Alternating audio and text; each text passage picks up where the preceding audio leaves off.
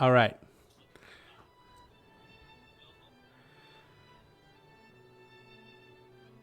So we have game audio. We have my mic. Can someone say something on Discord? Oh. Oh, I think we're good there. That's perfect. That's perfect. I think our audio levels are just right. Y'all can see it on the Discord stream. Well, that's the problem. Whenever I click on Discord, it disappears. I can't get it. I guess I could run it as a window. Let's go. Let's run it windowed. Okay. That should help.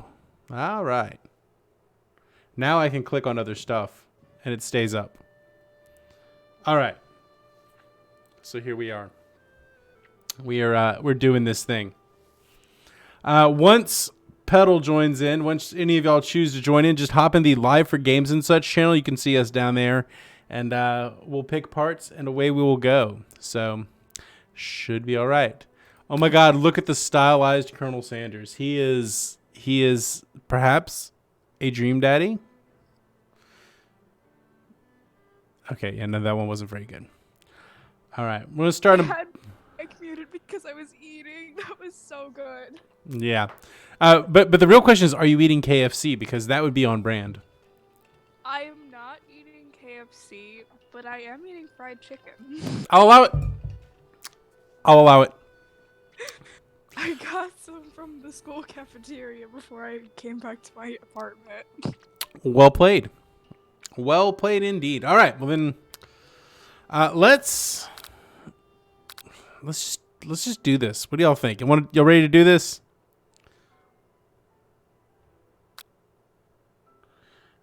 Oh, so that just means it's connecting. It's getting there. It'll get there, or it might not. You might want to try refreshing it. Also, watching on mobile. Oof, and using data. Big oof. Big oof. There we go. All right. So if you're joining us, if you're just watching and you're not in the Discord, well, you're more than welcome to do that. But if you would like to be a part of this, if you want to be a part of this live read of I Love You, Colonel Sanders, hit ! Discord, join the Discord, and get up in here. We're in the Live for Games and Such channel. And if you want to voice a character, feel free. Can you say something, Per?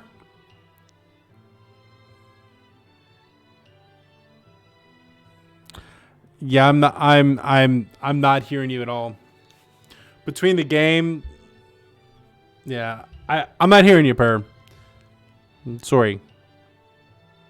I saw Pedal for like a hot half second. Saw Pedal for like a hot half second. All right.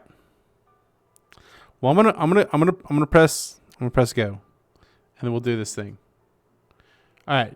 Futz around through audio. We won't give you the first character. We'll wait. We'll give you someone a little bit later on in. But this was your idea, Pedal. Per. This was Per's idea. So let's do this thing. He will definitely be involved. All right. Before we get started, tell us your name. Can you hear me now? Oh, I got you now. Sounds great. Cool. Awesome. There we go. Sounds beautiful. Glad to hear you, Per. Can you all hear me? We got you there, Pedal. Hi, Pedal. Hey, Battle. No problem. So, actually, it might not be a bad idea to do a roll call just so people on stream know who's doing what. Per, will you will you introduce yourself? My name's Persuade Me, also known as Gouda God. Oh, you want my real name? No. We don't have to do real names. I was like, hey, just so that they can hear your voice, know who's going to be doing what. All right. Excellent there. Gouda God on Discord and Persuade Me on stream. So It ain't easy being cheesy. I don't know who. Oh, just got that fun. Wow. I love cheese. If you couldn't already tell. Yeah. Yeah. And All right. cheese puns are also appreciated. Yeah. All right. We also have Pedal. You introduce yourself. It's just me. Okay, so that was Pedal's voice. All right. Plum, you want to introduce yourself?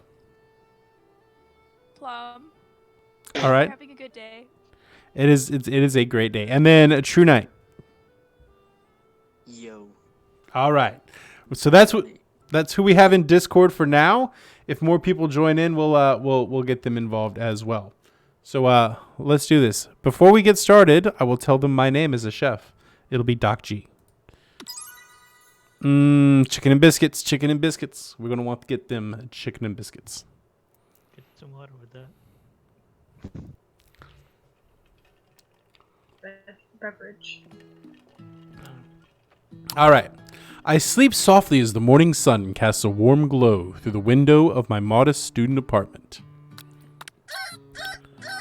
Oh. Up and at 'em.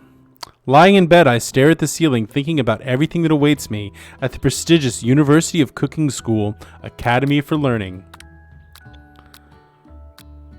Who will be there? What will you cook? What should you wear? Time begins to fly by, and you find your imagination getting away from you. You allow yourself to daydream a bit, thinking about the future. It's finally here, the first day of culinary school. So many dishes to prepare, so many students to meet.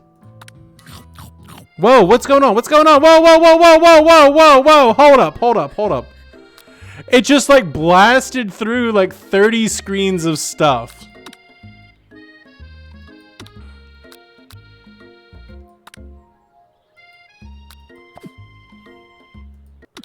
Whoa, that was weird. Is all of us right now. It just it just blasted through the entire first part of the game. Like whenever I click it, it immediately moves it. All right, let's try this one more time. That was weird. Does it not like my mouse? Is that the problem here? All right, we're going to try this again. I'm sorry about that. That was truly strange. All right. Wait, okay, so it looks like... All right, let me try a different mouse.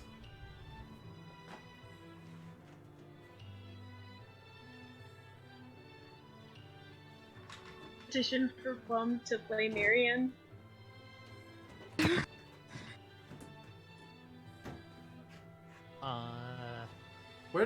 Where's my mouse? Marianne is the green-haired best friend, and I think that's very fitting for Plum. Okay, pedal. What should I play? Should I be this Ashley sidekick? Yeah, she has a Van sidekick, Van? right? Yeah, she's got Van Van. Got my name at Discord. So there was a dog. That's very fun. Professor Dog. It's very cute. All right. I'm just determined to be Ashley. All right, we're trying it with a different mouse. If it still clicks through like that, then we're going to be in trouble. I got to figure something out. Oh, now it's frozen. And it's not responding. Man, we're having Wait, in the upper right, it looks like you're fast forwarding. Maybe try clicking that button or something.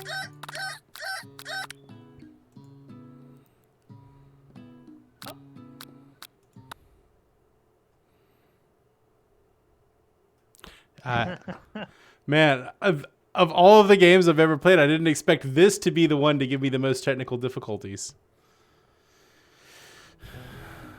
It just So it doesn't want to list.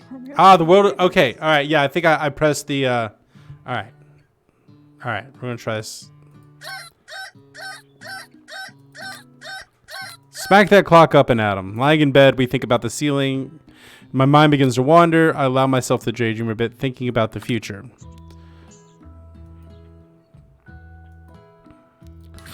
Ooh, delicious biscuit. Mmm. Yikes, you're in such a hurry, in fact, that you forgot to put on any deodorant before running out the door. You're sweating buckets as you rush to arrive on time. Uh-oh.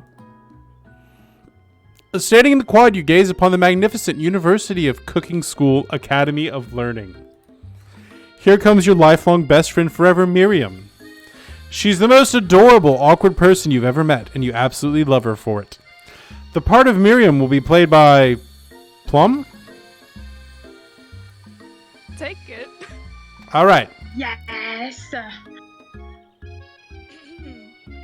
morning, Doc G. Are you excited for the first day of the rest of our... I can't read the last word of that. Lives. Let's move Doc G. All right.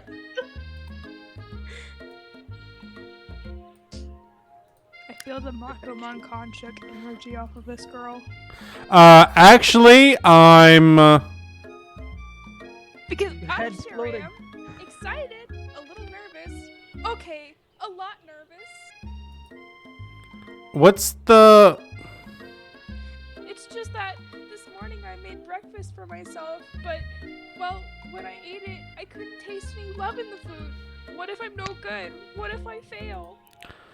Classic Miriam. Raised by Master Chef parents, she's always held herself to a very high standard. Ever since we were little babies playing together and you rescued me from that quicksand box, it's been clear to me that you're the most loving, caring person I know. You're going to do great. University of Cooking School Academy for Learning's fave missed 3-day-only semesters. I'm afraid of being left behind and never catching up. A sweet girl, Miriam has always had a flair for the dramatic. This summer, she got so nervous about her first kiss that she chipped a tooth practicing on a mannequin. Should you pep talk her or change the subject to give her some relief? Change the subject to school gossip. It's hard to see Miriam like this and frankly quite exhausting. Rather than dwell on her anxiety, you try to change the subject to something more interesting. All summer you've been hearing rumors about a dreamy, enigmatic student who is enrolled at the school. Yeah, that's a little worrisome, but you'll be fine. Now, what about this mystery student we read about on the school message boards? Any new deets?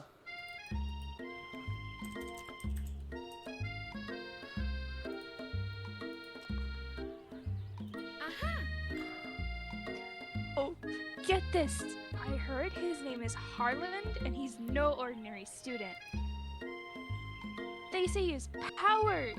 He had them ever since he was born. From an egg. An egg? Like a chicken? Don't be ridiculous. But that thing about having powers, it wouldn't line up with what some of the other rumors I have heard. Like, I heard he once fought a bear with just his smile. You both sigh, thinking about a student so handsome that the laws of physics don't dare apply to him. Dreamy. Before you can get another word out, you're rudely interrupted when someone smacks your books and custom-engraved measuring spoons out of your hands and onto the ground.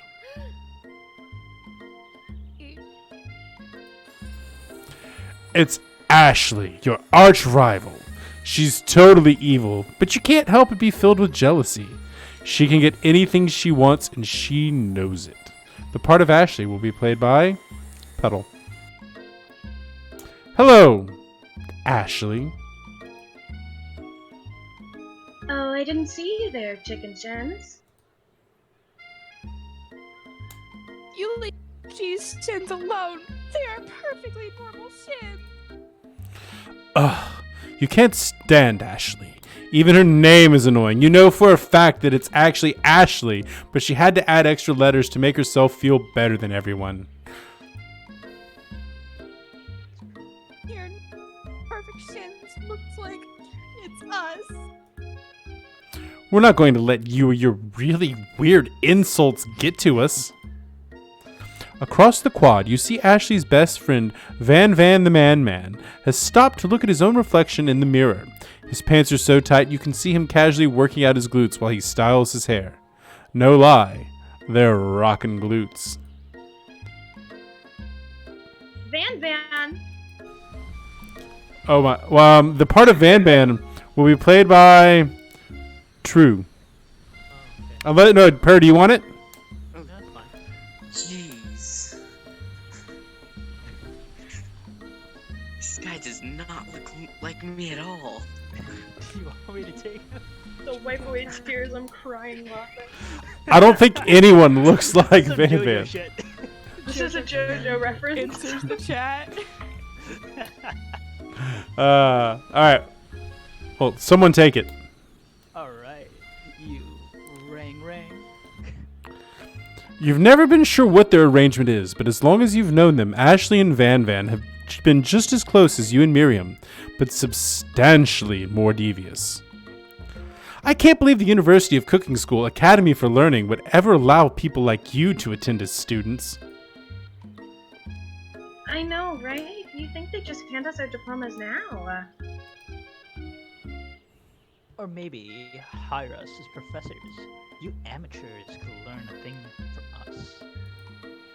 With the first day of school about to start, there's just not time to properly tell these two off, so you resist the urge.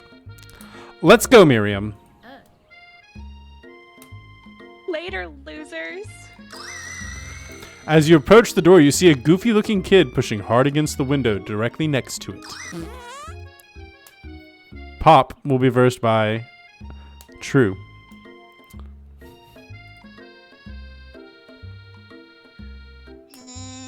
Oopsie. I think it's broken. You reach forward and easily pull the door open. That should do the trick. I love you. I think you mean thank you? My name is Pop. I was named after my Pop. He's old. Could someone like this also be a student at the school? He must be one heck of a chef. Also, his name tag clearly says Bob, but I guess he's reading it upside down. Hi, Pop. I'm Doc G. So, are you gonna make me hold this door all day? Nope. And with that, the young man walks into the building ahead of you. It's me. Kind of cute. I think it's just you. You both shrug your shoulders before following him into the building. You stand at the edge of the room, unsure where to sit. Other students wander in and keep themselves busy chit-chatting. A scruffy-looking pooch takes his place at the podium in the front of the class. Adorable. Well, since he's a professor, I'll also take this one. Now, quiet down, everyone. Who is this unreasonably cute pup, and why is he in our culinary class? You must be Sprinkles, head instructor and CEO of UCSAL. Please, call me Professor Dog. I may be cute and a little and fluffy, but I still demand respect. Woof! What? A cute dog is our professor. This is the best school ever! I guess only a dog's nose is capable of picking up all the nuances of fine dining. Out of nowhere, the wind begins to rush around you as a swirl of cherry blossom petals fill the air inside the classroom.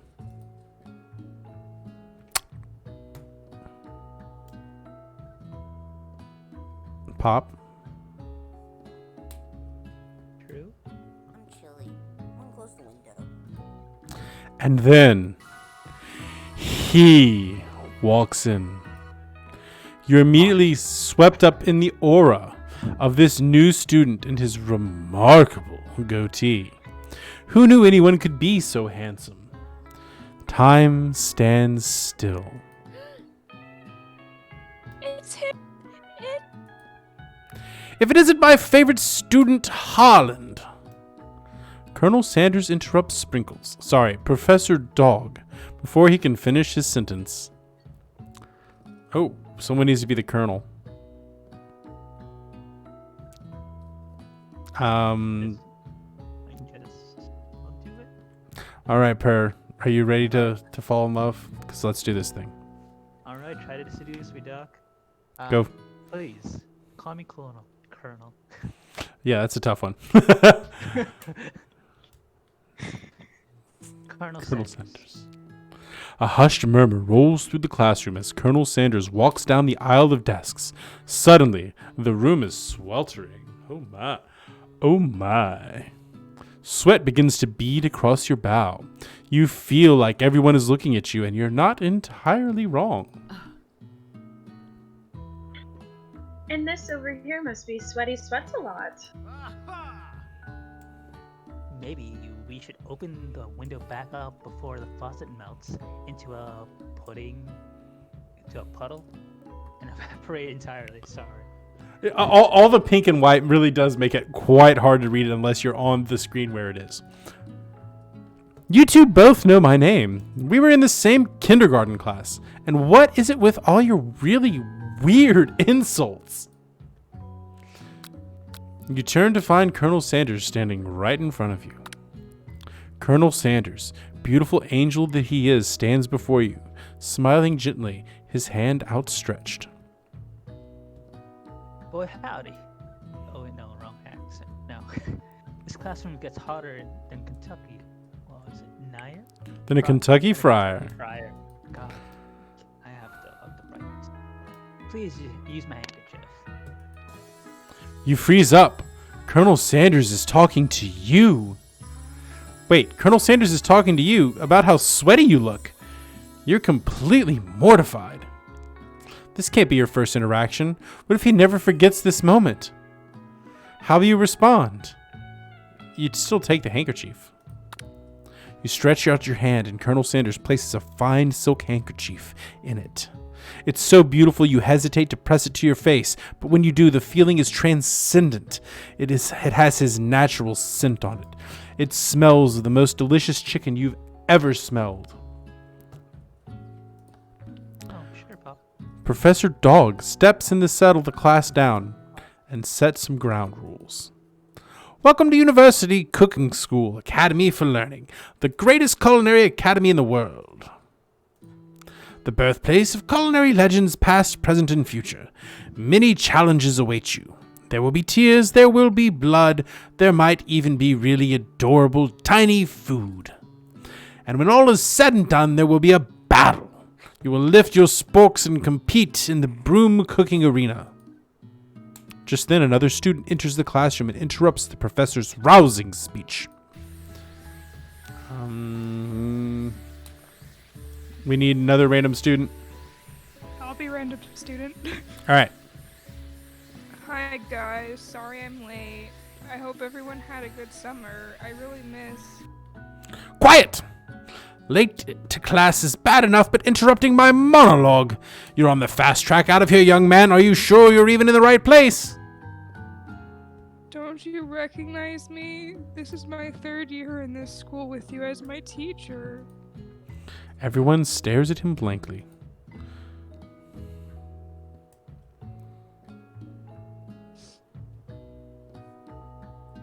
Student? We're still on the Does No One Remember Me slide. I don't know what's going on. That Oh. you didn't read it though. You're expelled if you utter one more word before I finish. Let that be a lesson to you students that tardiness is unacceptable. Even Clank made it here on time, rolling halfway across town on his tiny wheels. You turn to see the student Sprinkles is referencing, who appears to be some sort of industrial kitchen appliance.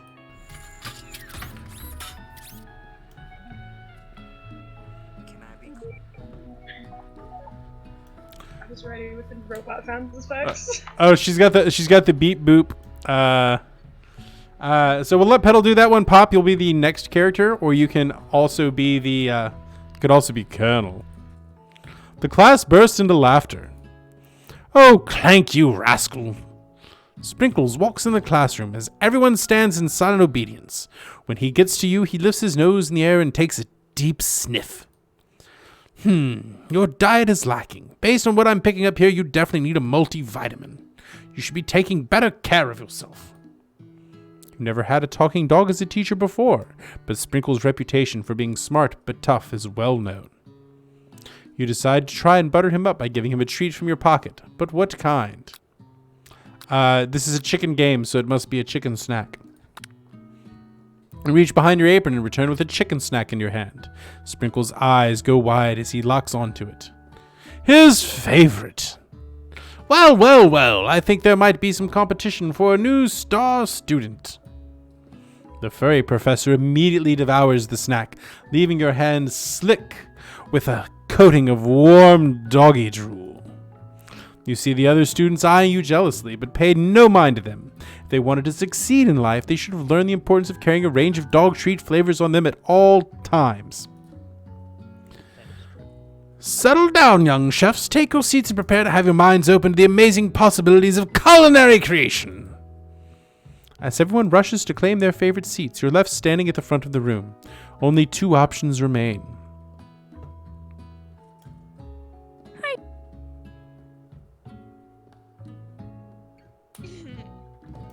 Alright, that was disgusting. Am I still muted? No? Okay. I thought I was muted for a second there. Unmuted to like make a noise. And apologize for it.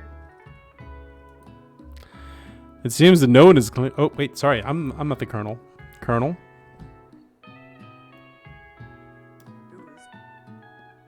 Pop, do you want to do it? Pop, take it.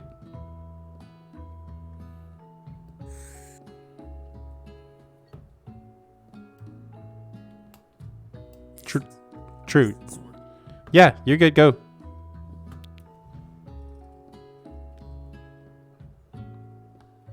So do you want...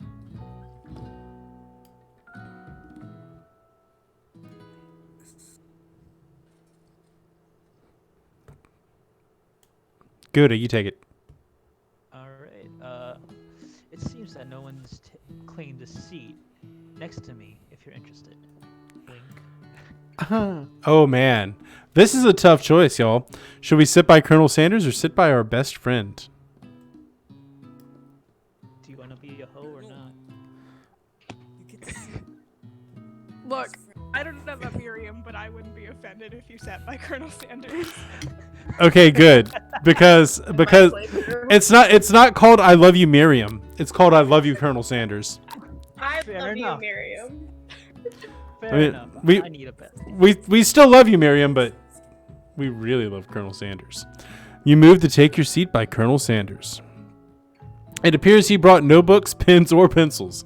However, his perfect upright posture shows off a seriousness that makes you confident in his desire to learn. Except for this pin right here on his arm. Apparently. That's a chef's pen. Don't worry about that. All right. Has no ink. It's just for stir. True. It's just for Any- stirring. It's just for stirring. For poking shit. All right. Thanks for offering me this seat, Colonel. I only have 2 rules. Do all you can, and do the best that you can. It's the only way you ever get the feeling of accomplishing something. That's so inspiring. I know. A little off topic, if you ask me, but okay. As soon as you settle into your seat, the professor makes an announcement. Think fast! It's time for a pop quiz. A pop quiz. Yay! A quiz about me. This incredibly important and surprising short quiz will tell me if you're ready for life at culinary school. Keep your knives sharp and your focus sharper. Here comes question number 1. If a train is traveling to point B and a train B is traveling to point A, how important is it to wash your hands before cooking? Extremely. Looking at you, Pop. That's right. Forest is to tree as chicken is to feather. That's also right. What is the most efficient utensil ever created? A spork, obviously. That's right. What food is best for a broken heart? Anything as long as you prepare with love and not too much salt. Camel meat. A pancake that looks like a silly face. Well, is the camel head outside of the shop with the camel meat? Because if it's not, then it's not a fresh camel and don't eat it. So we're going to go with a pancake that looks like a silly face. That's wrong. Is Sprinkles a good boy? Yeah. Oh, no, he's Best boy. he is the Best best boy. That's Best boy. right. Your total score is 4 out of 5. Got an 80. A. I'll take a B. Especially, That's when I took it. I'm so proud. you look up to see that Colonel Sanders has been watching you tally your score. He nods with approval. May I have your attention, students? I have an important announcement to make. All he's been doing is making announcements. Time for lunch! Already? Wow. The cafeteria is as nice as any restaurant you've ever eaten at, but it makes sense that a school dedicated to cooking would also be serious about eating. A delicious fragrance wafts through the room and tickles the end of your nose. Your mouth waters. Do you smell that? That must be our lunch. It smells crazy good. Everyone, can I have your attention?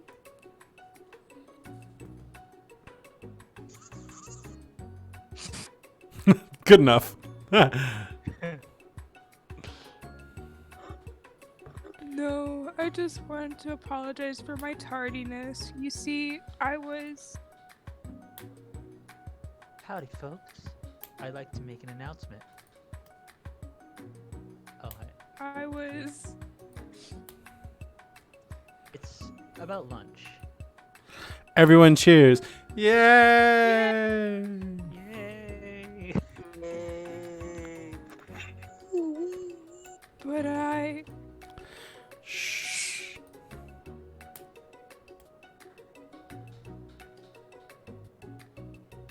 Where's Trim? I think he's lagging. Sorry. Lunch. Okay, dude. It's all right, man. Lag happens.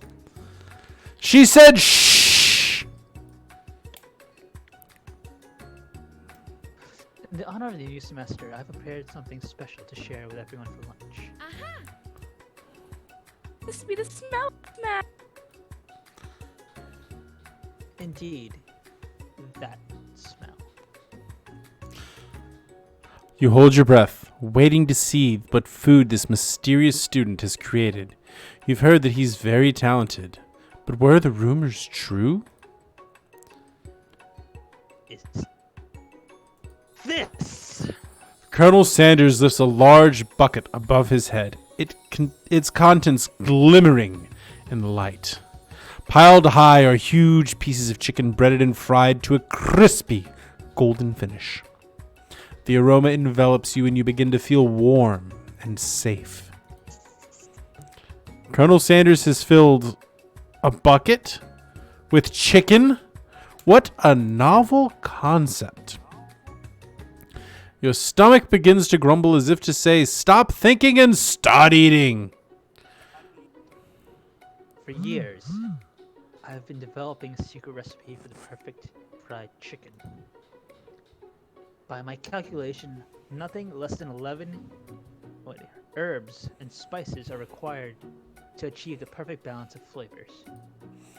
You look around and notice that every other student has a pen and paper and is scribbling notes as fast as they can. But that's all I say about that.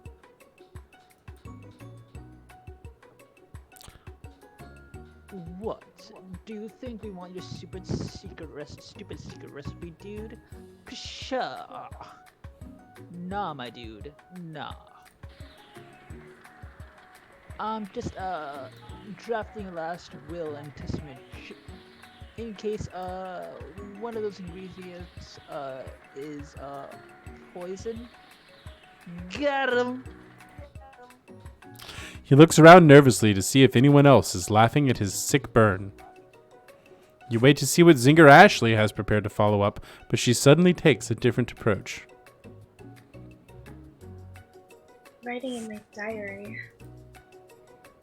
Dear diary, today I smelled something beautiful. I knew at that moment that only the hands of a true gentleman can fry chicken so tenderly.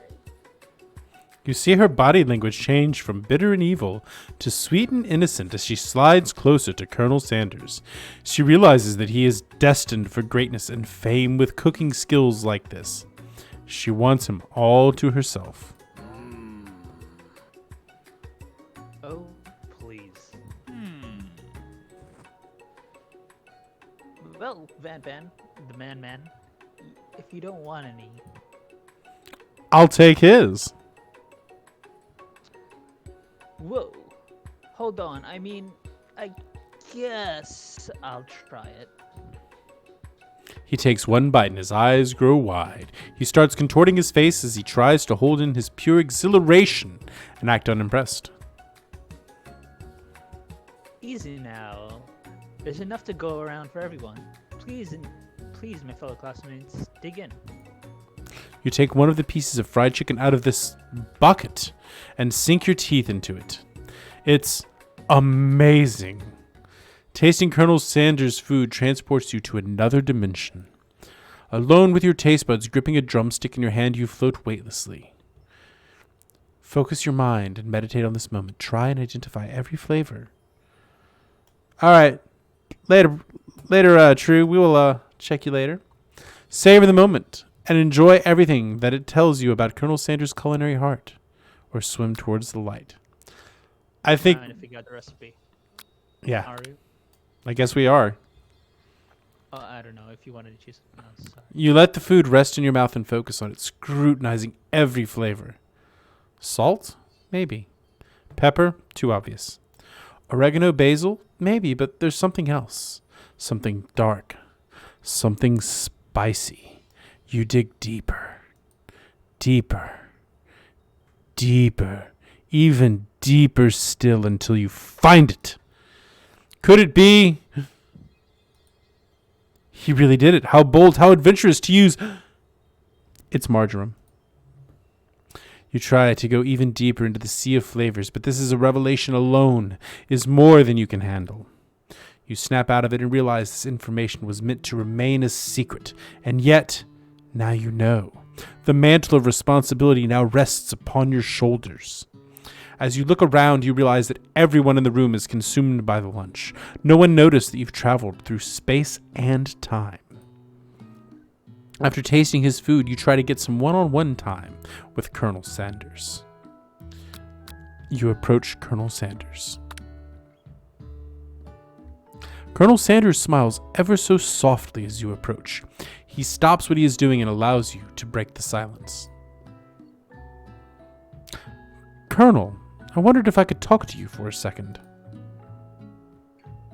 Anything for a fellow chef. What exactly was on that chicken? How bold of you to come out and ask.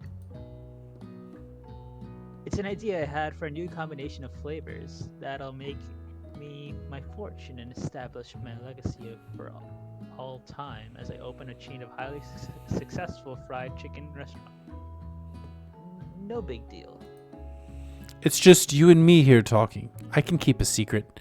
In fact, I've got some of my own that I'd be willing to trade. What's the rush? The semester's only getting started. We have two more whole days to get to know each other. He's clearly not going to give it up easily, but it doesn't hurt to be persistent. You know what they say about secrets, Colonel. Shouldn't learning be fun? Aw. Moxie, I'll give you that. Colonel Sanders looks both ways to make sure you're truly alone. Then he leans in.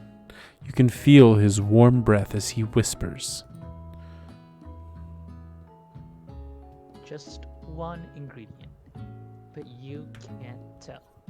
I use dolphin noise from SpongeBob. It's something my great grandmother taught me. Wow, you'd never have guessed that. In fact, you're not even sure where you'd get some if you searched. And definitely isn't the flavor you tasted before, but now you're 2 ingredients closer to knowing the full recipe. But you don't tell Colonel Sanders that. While you're wrapped up in that huge revelation, you notice that Colonel Sanders has disappeared. While everyone else is still in the cafeteria, you decide to look for him. You find Colonel Sanders outside, standing in the quad. Oh, it's you again. Howdy. Sometimes I like to come outside and look at the school building. I think it's about how my story will continue after I graduated. Sounds like you have big plans. I dare say, the biggest. I believe my mark on this world, you could bet on that. Alone together for the first time, you figure now is the perfect moment to show your personality to him.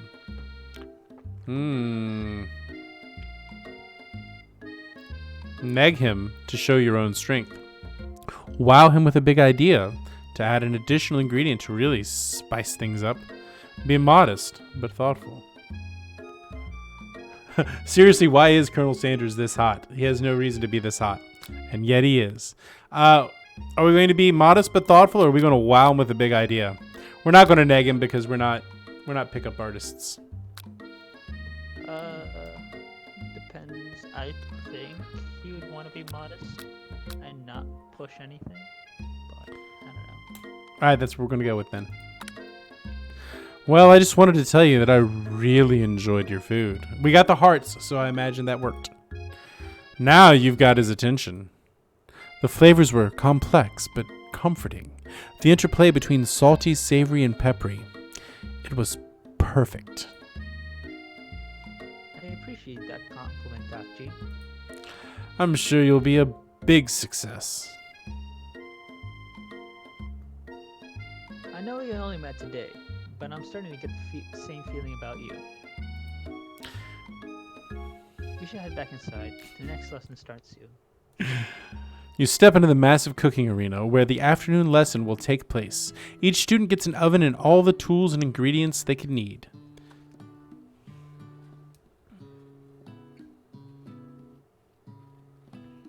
Sorry, I was eating.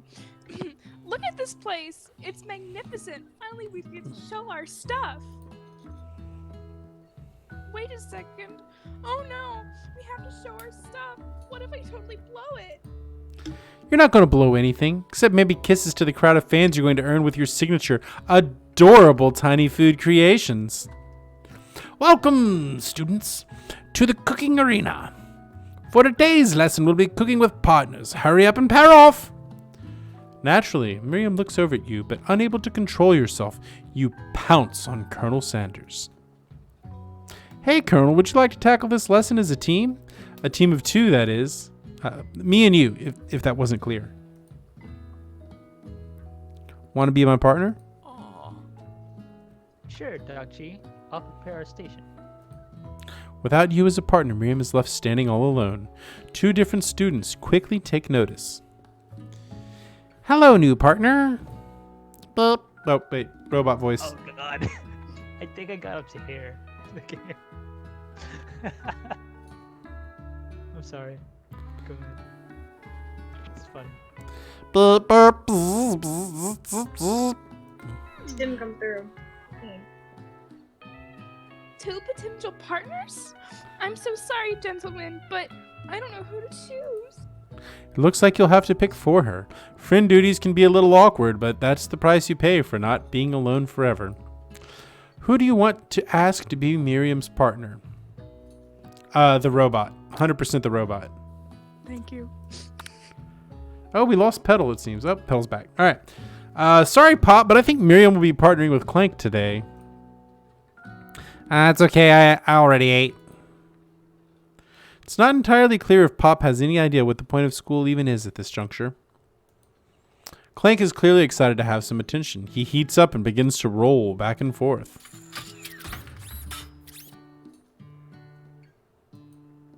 Hold on there. Oh, sorry. It's not my line. We don't even know the assignment yet. Technically, Clank might not have a face, but there's something charming and earnest about him.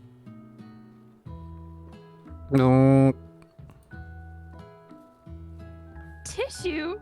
I hardly know you. Clank judders and a panel shanks loose. You get the impression this is a sign of affection. Looks like you two are going to be just fine. Now it's time for you to focus on your own cooking classwork. Alright, you two, for today's lesson we're going to keep it simple. Pick a basic dish and divide up the steps. No chef is an island, it takes 2 flints to make a fire. You get the idea. Which dish do you suggest to your partner? Colonel Sanders. Steak tartare seems easy enough. It's fancy. You don't even need to cook it. Using octopus will blow Colonel Sanders' mind. Grandmother's mashed potatoes and gravy. Nothing goes together better than fried chicken and mashed potatoes and gravy. I've always been something of a down-home chef. Sorry about the yawn. I was thinking we can make something warm, inviting, comforting. Maybe mashed potatoes. And gravy? I couldn't imagine one without the other. Colonel Sanders casts a coy look at you, causing your whole face to go beet red. Embarrassed, you quickly turn away. I'll go get the potatoes. No, please, let me. Picking the perfect produce is a passion of mine.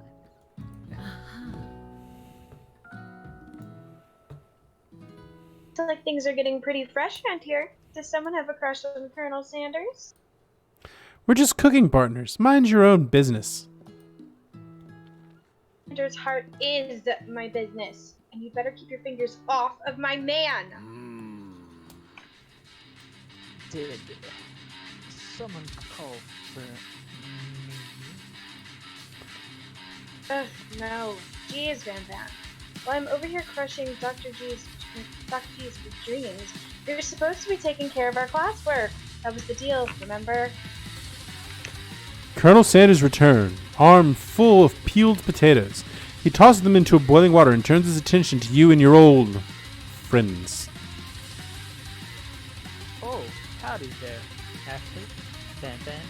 Are we working on a quartet instead of a duet now? Actually, no. It looked like Dr. G was struggling, so we offered to give them the hands.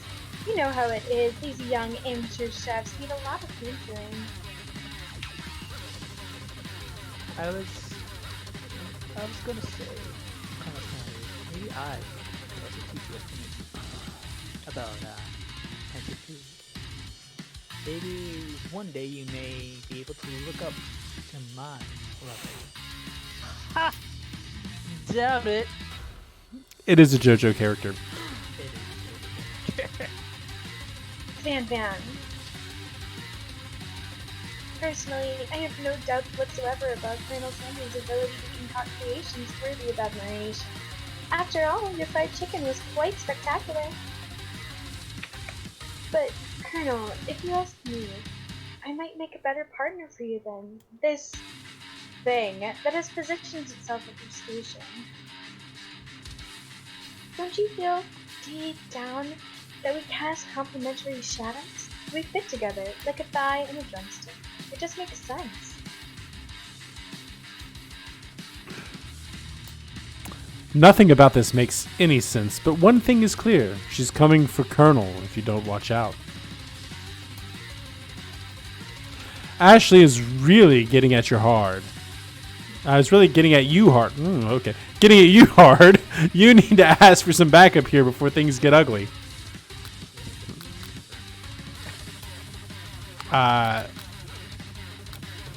Turn to Colonel Sanders, hunk of hunks, in your time of need.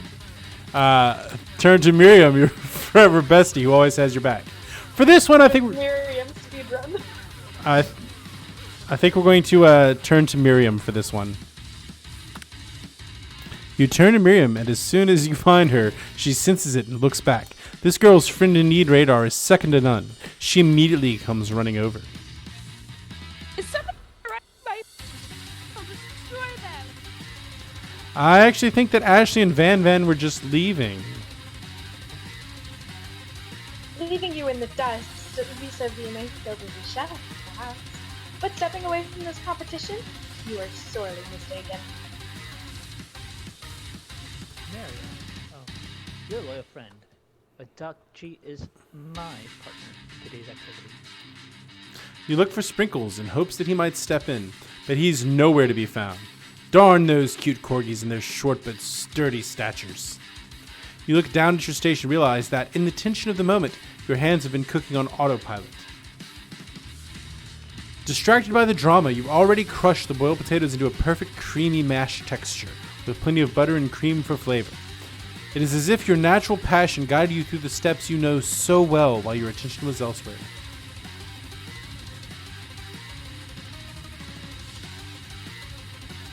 Colonel? I know just what to do. Colonel Sanders extends his hand. He's holding a beautiful white porcelain gravy boat out of which pours a smooth, brown gravy smothering your nearly finished potato dish. Gravy flows down the mound of mashed potatoes. The results look spectacular. Granny would be very proud. Colonel Sanders holds a spork out to you. You reach out and grab hold of it, but he doesn't immediately let go. The two of you stand holding the same spork, and for that small moment, all of the madness and pressure in this crazy world stops. Your eyes lock. The moment is electric. Time stands still. If you love something, set it free. Together, you dig the utensil into the mashed potatoes and lift a heaping sporkful up. When you see Ashley with a sinister look, you know she's plotting against you to be with Colonel Sanders. And then, filled with rage and without thinking, you fling the sporkful of mashed potatoes right into Ashley's stupid, beautiful face. Do something! Scooping up a fingerful, Van tastes the dripping mashed potatoes and gravy and realizes that it's delicious. Horrified by this revelation, he slinks away. Will he ever be able to cook something with so much love and integrity? Hold on right there, Doc G. We do not waste food in the broom cooking arena. Colonel Sanders, I expect better from you. If you throw one more spoonful, you'd both better be prepared to eat it from wherever it lands. Can I have potatoes, face? Van rushes back over, a covered dish in his hands.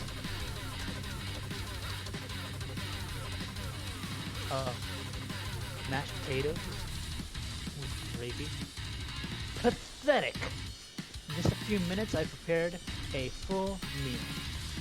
Gaze upon the spice. Braised tentacle octopus in my silky saltwater sauce.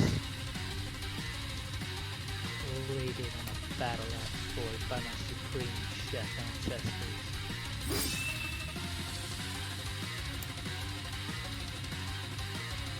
Oh, awesome.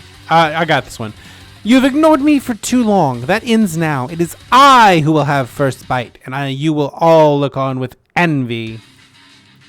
The interrupting student rushes at Van and swipes a bite of his signature dish right off the plate. No, don't! Something about this dish doesn't strike my nose quite right. I think the octopus was rushed and may have turned in the process. The results could be toxic. Too late. It has been eaten.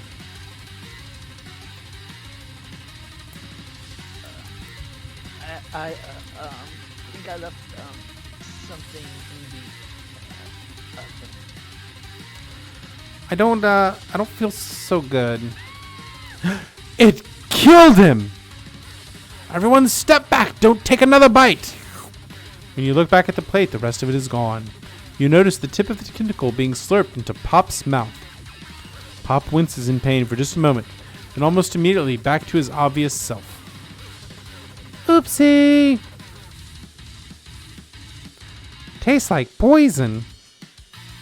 The entire class is gathered to watch Pop's final moments. Shock has frozen the whole crowd. They're as motionless as statues. The class bell rings, disrupting the moment and snapping everyone back to reality. It would appear that Pop's enthusiasm for trying new things, despite obvious danger, has inoculated him against poison of all kind. I'm not sure the professors here make enough money. The ghost of the student. Hello? I just turned into a ghost over here. Seeing that you're shaken up by that really annoying student and all of his nonsense, Colonel Sanders approaches you. Sorry I had to go through that. Please, let me walk you home. What? Like, for real? Oh, come on. You follow Colonel Sanders out of the room. At night, the school building has taken on another vibe entirely. It's dark and more than a little spooky. Colonel Sanders stands in the quad's neon glow and speaks softly. Those mashed potatoes you made in class today. Before you go on, I want you to know they're not a great representation of my skills. I didn't even realize I was making them. They were amazing. Tasting them, it reminded me of why I became so passionate about food to begin with.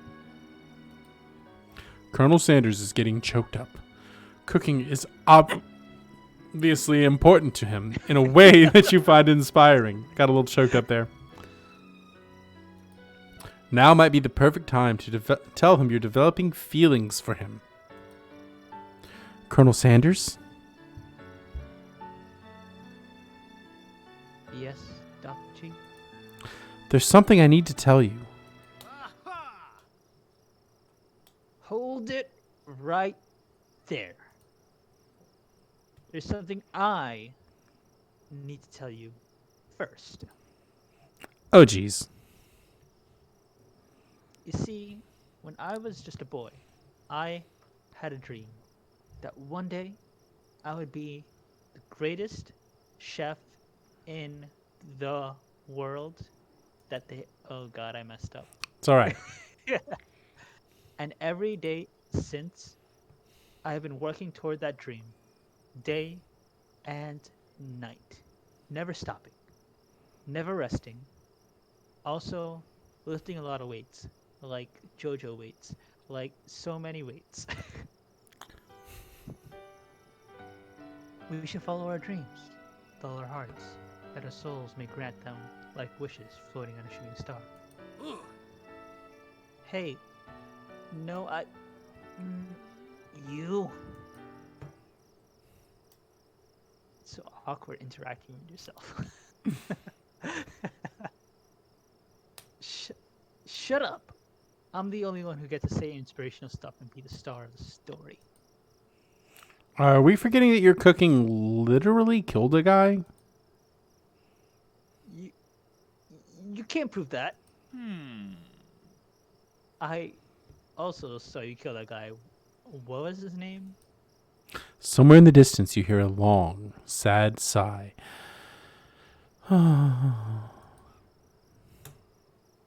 Forget him. We're talking about me. Me. I'm the hero. The Spork Monster is here to fight a hero. I'm sorry. I love the Richard Oracle. Later, nerds. How dare you threaten me as I was just letting down my guards and connecting with another chef on an emotional level. Be afraid. Be very afraid of me because I'm a monster, see? Is he rhyming on purpose or is that just a coincidence? Before you can discuss syntax any further, it's a turn-based fight sequence. What will you do? Attack. What attack will we use? Cook with love. That attack really upset Spork Monster. Spork Monster goes on the attack. They spit hot gravy at you. You take 1 damage. Personally, I think you're severely underleveled for this fight. I also think I'm underleveled. I go on the attack. It worked last time, right? Cook with love. 1 damage. Spork Monster is really feeling threatened by my attack. Spork Monster focuses their mash mind and draws in energy from Mother Earth itself. They grow larger, more intimidating. How will you respond? Dang, I wish we could catch this Pokemon. I know, right? Let's defend. Trepidation. You hold your head between your hands and mutter, "This is not happening. This is not happening." Spork Monster is no quitter. Buffed up and ready to rumble, they go on the attack once again. Spork Monster use Utilitensile. You take 2 damage from the attack. You take much more damage, you're not going to survive the battle. Well, then we have to go on the attack. Cook with love does 1 damage. The Spork Monster is oozing cheese sauce onto the lawn of the quad. I wonder who's going to have to clean that up. Feeling vulnerable, Spork Monster prepares for its ultimate attack, Rounded Edge. vile villain. Your reign of terror stops here. Colonel Sanders summons the energy of 1,000 chickens. High power pinch. Pot Pie Power Pinch does 10 damage. It's super effective. Spork Monster is defeated.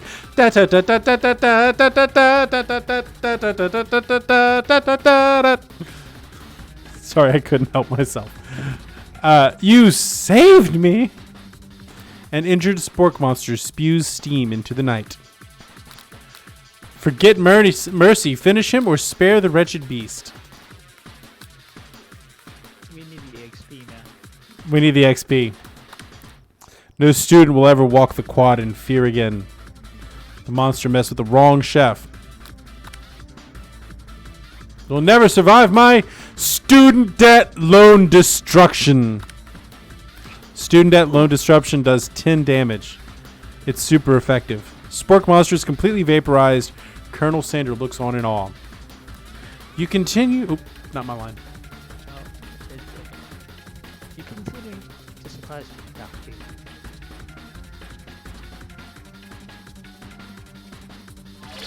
The defeated monster left behind a special item. It appears at first to be a cookbook, but upon closer inspection, it's so much more. It's a book of magic spells with a golden chicken on the cover. Now, we'll put it back in the corner. You open the cover and find a library card tucked inside. The last book to have the name signed out is Borko. Borko. That name sounds strangely familiar. Your blood is pumping as you stand in the quiet of the night, holding the mysterious book in your hands. As you come down from the battle buzz, you realize your final attack has left you completely depleted. The world around you begins to fade away. Without any energy to keep your eyes open, darkness overtakes you. The image of Colonel Sanders flashes before your eyes as you fall asleep. He must have helped you get home. In your tired state, you don't know if you could have made it without him. What a guy! You want to thank him, but you don't have the strength to utter a single word. You feel your covers being pulled up over you as you are tucked in tightly. Good night, my Colonel. In your dream, you're together with Colonel Sanders. For some reason, Sprinkles is also there, instructing your love. Dreams are weird.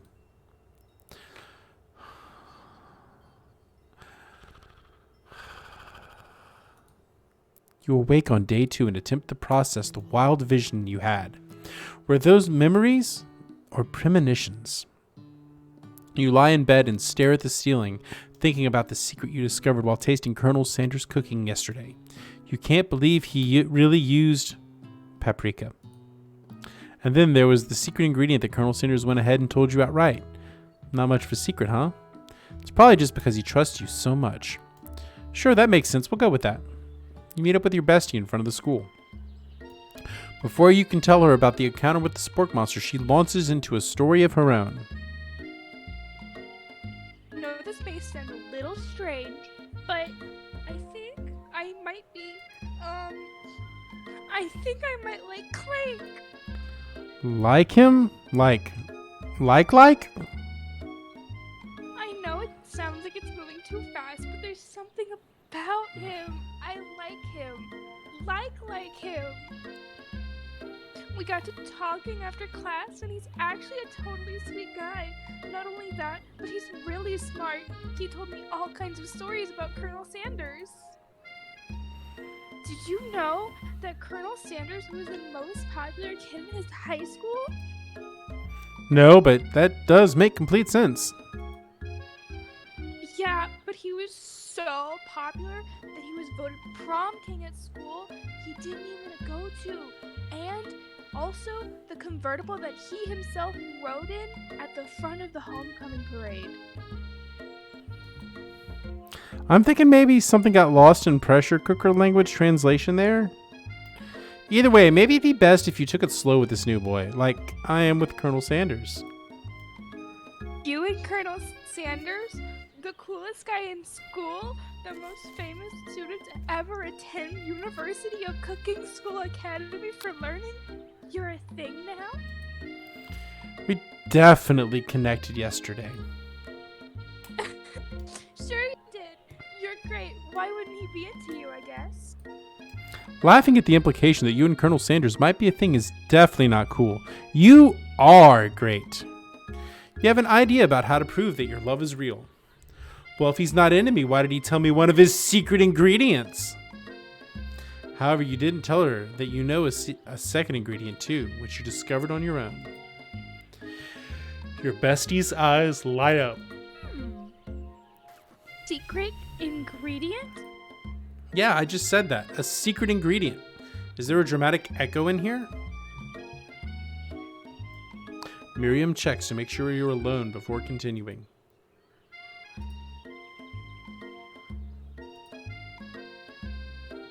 So this summer, while I was on vacation with my family, a lovely man approached me in the botanical garden where I was wandering.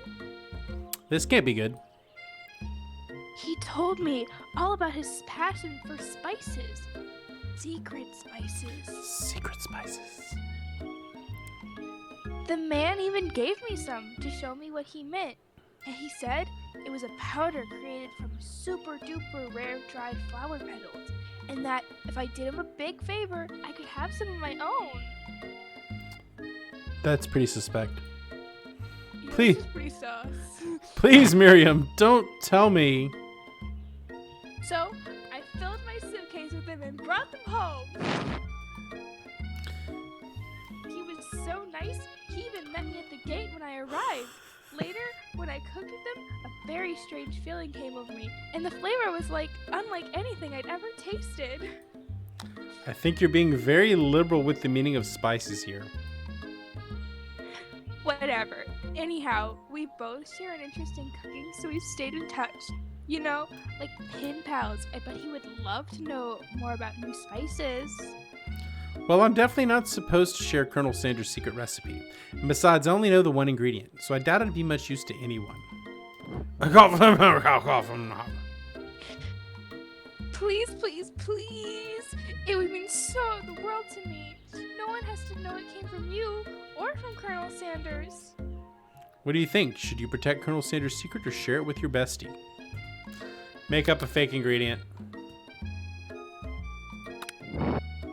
You quickly think of a fake ingredient name. I don't know, how about... It was Eye of Newt. I know it sounds like kind of a witch's potion. What can you do? His first name is Harland. Eye of Newt? Wow. Her eyes light up imagining such a thing, and you figure that you've satisfied her curiosity and she'll move on. However, she immediately turns around and does some thumb typing on her phone that you can't quite see. It's probably not good. Before you can ask her to confirm that she was definitely not texting secrets to other people, you're interrupted. A wind rushes in. Cherry blossoms fill the air. It's Colonel Sanders. He's arriving at school. He's a Kentucky colonel. It's a honorary rank thing. Stand back and admire his majestic glory. Colonel Sanders' horse is truly a thing of beauty. Without ever acknowledging that he's being watched, he does a short horse dance before dismounting with a flourish.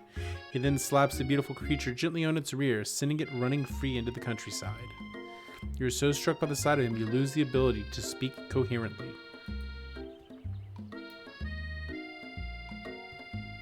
Colonel.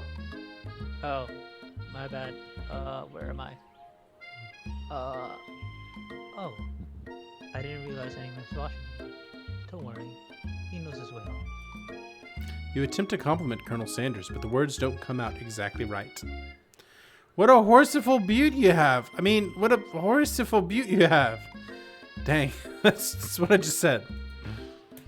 Being a good friend, Miriam attempts to cover for you.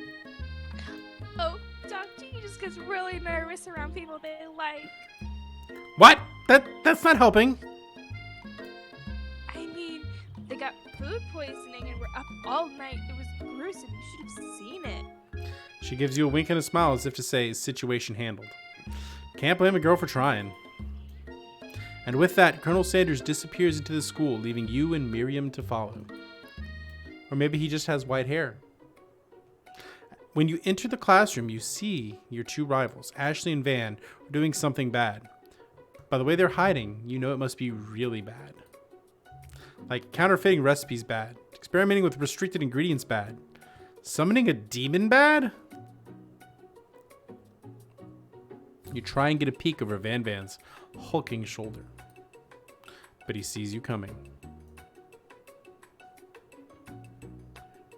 Whoa there, little one. I'm not sure if you're ready to handle this. Why don't you make like a bee and mine your own wax, honey? Act like you're not interested in them, but really try and get a closer look. You sit near the rivals, but leave your back turned to them. You even hear Van Van muttering something that sounds a bit like a magic spell. However, he notices you eavesdropping. You cry and cover your tracks and improvise an excuse. It's time for class and you're distracting the rest of us who want to learn. Now you've upset them. And you're the emperor of cooking, are you? You make the rules? I'm not sure you'd know a meal if it ate you. Being the best chef in the world takes more than just culinary skills. It takes creativity. It takes panache. And it doesn't hurt to use a little evil. You finally get a good look at what they were hiding, and you instantly recognize it. It's a book just like the one you found after your encounter with the spork monster. That's the same book that I found last night in the quad. Ashley immediately elbows Van Van, who hides the book behind his back. All right, I'm back. Hello. We were discussing Spanish. No habla español. Luckily, on the Be Right Back screen, that y'all's voice chat wasn't there. All right.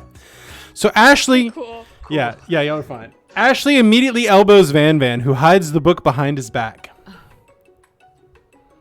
What you're talking about? That book is a family heirloom, and its contents are secret. You notice that they just haven't been studying the book. They've got Pop pinned to the wall, and they're tossing potato skins at him as he tries to catch them in his mouth. We're playing! Before you can dig in any further, you're interrupted by the arrival of more students. It's almost time for class. Boop, boop. Clank must be running late. He is in such a hurry that he rolls right over Van Van's meaty foot. Hey, watch it, you bucket of bolts. Watch how you talk to him. He didn't do anything. Bzzz, Who do you think you're talking to? I've never heard such language, not even from the stand mixer. wah, wah. No, your mother was a stand mixer. Brrr, bzzz. Van Van jumps to attack Clank, but Clank shocks Van Van, sending him flying across the room. These crazy men are about to come to blows. I think it must be over me, but I'm not interested in either of them. Ashley's tone is completely changed in an instant. She bats her eyelashes at Colonel Sanders. Surely he must know that this is a ruse, right? Gentlemen, get a hold of yourselves. Save it for the arena, or at least, or don't. Honestly, what do I care? I've got lofty career aspirations to focus on. Maybe I can help you with your business plan. Just then, Sprinkles arrives at the signal to signal the true start of the class day. He's panting, which doesn't seem that abnormal. He's a professor, but he's also a dog. Students, please take your seats. I apologize for my late arrival. I spent the morning chasing a car all around town. My tiny legs are very, very tired. But I'm here now, and I hope you're ready to learn. Rub his furry dog belly. He loves it. After he catches his breath, Sprinkles regains control of the classroom. Without further ado, we'll review the global history of my favorite fowl, the chicken. You want to pay attention to the lesson. Truly you do. Which is why in 1776, at the signing of the Declaration of Independence, it was a chicken who signed their name first. But you can't help but daydream about Colonel Sanders and you miss most of the important parts. When you come to, Sprinkles is holding a tray of food in front of you. Well, Doc G? By Haru. Naturally, this appears to you to be a sample platter. Which item do you want to sample? A glass of water, a shimmering pepper, or a dog biscuit? The shimmering pepper. A brightly colored pepper stands out from the other items. It sparkles in a most eye-catching way, so you reach out to grab it and eat it right away. However, your body is not prepared for the heat. The pepper has triggered an intense spice hallucination. It feels like forever as you trip through the universe. My friend, whoa. This guy again? I'm here to give you an important message. You must avenge my death and fulfill your destiny. And you must do is... I was saying, to fulfill your destiny, all you must do is... Sorry, I think I got some spice stuck in my throat. It's fine. I'll work through... To fulfill... The prophecy... You must... You feel yourself beginning to regain consciousness. Aw, man. Alright. Do that lurking work, Haru. You come to and find everyone is staring at you. That pepper was the last of its kind on Earth, and now it's gone forever. You think to yourself, geez, I should pay better attention. We all make mistakes. I'm sure he'll... Oops, sorry. Miriam. Mistakes. I'm sure he'll forgive you. Someday. Come on, it's time for lunch. Before anyone can relax, the cafeteria lights dim. And your rivals enter to make a dramatic announcement. Today's lunch will be prepared. The time competition cook-off. The level of the theatrics with these two is off the charts. Demand they stop wasting everyone's time, or step up and tell them, you're on! A bit of lunchtime competition, eh? Count me in. If I have to wipe the table with you fools before I set my lunch down on it, then so be it. I'm not the fool. You're the fool. Fool! Good one, Ban Ban. I like your... What was it? Gumption. Doc G?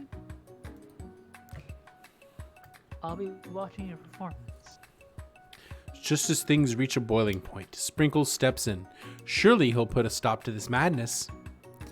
Now, students, please settle down. This is a lunchroom, not a sportsing court. Finally, a little sense. You breathe a sigh of relief. At least not until we turn on the timer! Just then, a huge light blasts you in the face, flashing the words, timer ready. Uh-oh. That's what I'm talking about! Aroo! I stand corrected. The hard way builds solidly a foundation of confidence that cannot be swept away. And that's an original quote by me, in case anyone was wondering. I hope its message lifts you to victory. Simon, I was formed under pressure, and now is my chance to shine. I will defeat you myself. You had his chicken and you made mashed potatoes and gravy on day one, and you're feeling like you can really impress him here again. It's time to boil some water for the potatoes. Think fast. If the timer runs down, you'll be forced to pick randomly. What temperature does water boil at? Winner gets to rub my furry belly. Let that enticing offer motivate you. You're going to need to season the chicken before you cook it. You don't know Colonel Sanders' recipe exactly, but you have an idea. 11 ingredients. You might not know all the ingredients yet, but at least you're headed in the right direction. Tail wagging intensifies. Now that you got some basic steps going, it's time to elevate your craft. What state of mind offers the most flavor? Trust. Wrong.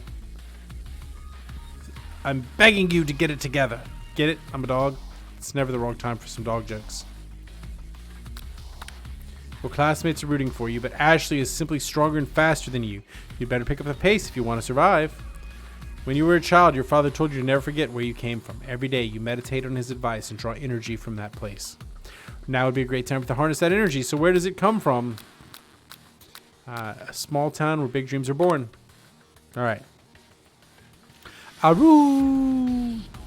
You try to shut out the noise of the arena and focus on your cooking. What is the sound of success? Sizzling.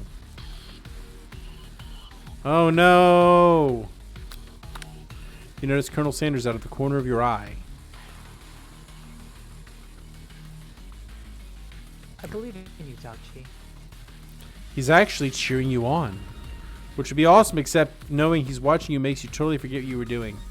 Now all you can think about is Colonel Sanders. How many spoonfuls of gravy would it take to make a traditional... Whoa.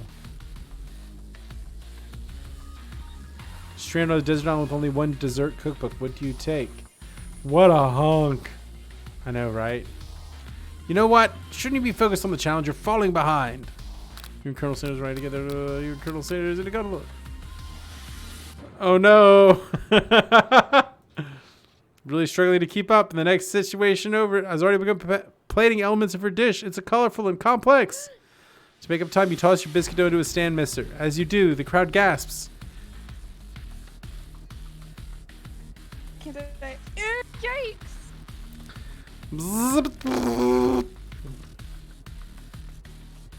I know you've loved nothing more than seeing a fellow appliance utilized in a kitchen battle, but sometimes that means sacrificing the personal touch.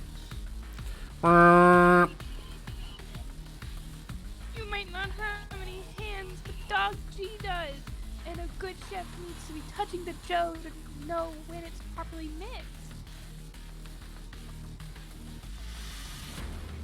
There's an easy way and a hard way. You don't get far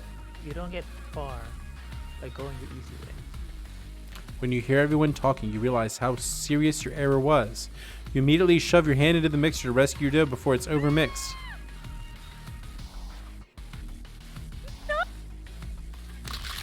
But you're not fast enough and your hand gets stuck. It's immediately crushed by the quickly spinning beaters. There's no way you'll be able to use that hand for the rest of the match. Colonel Sanders shakes his head in shame.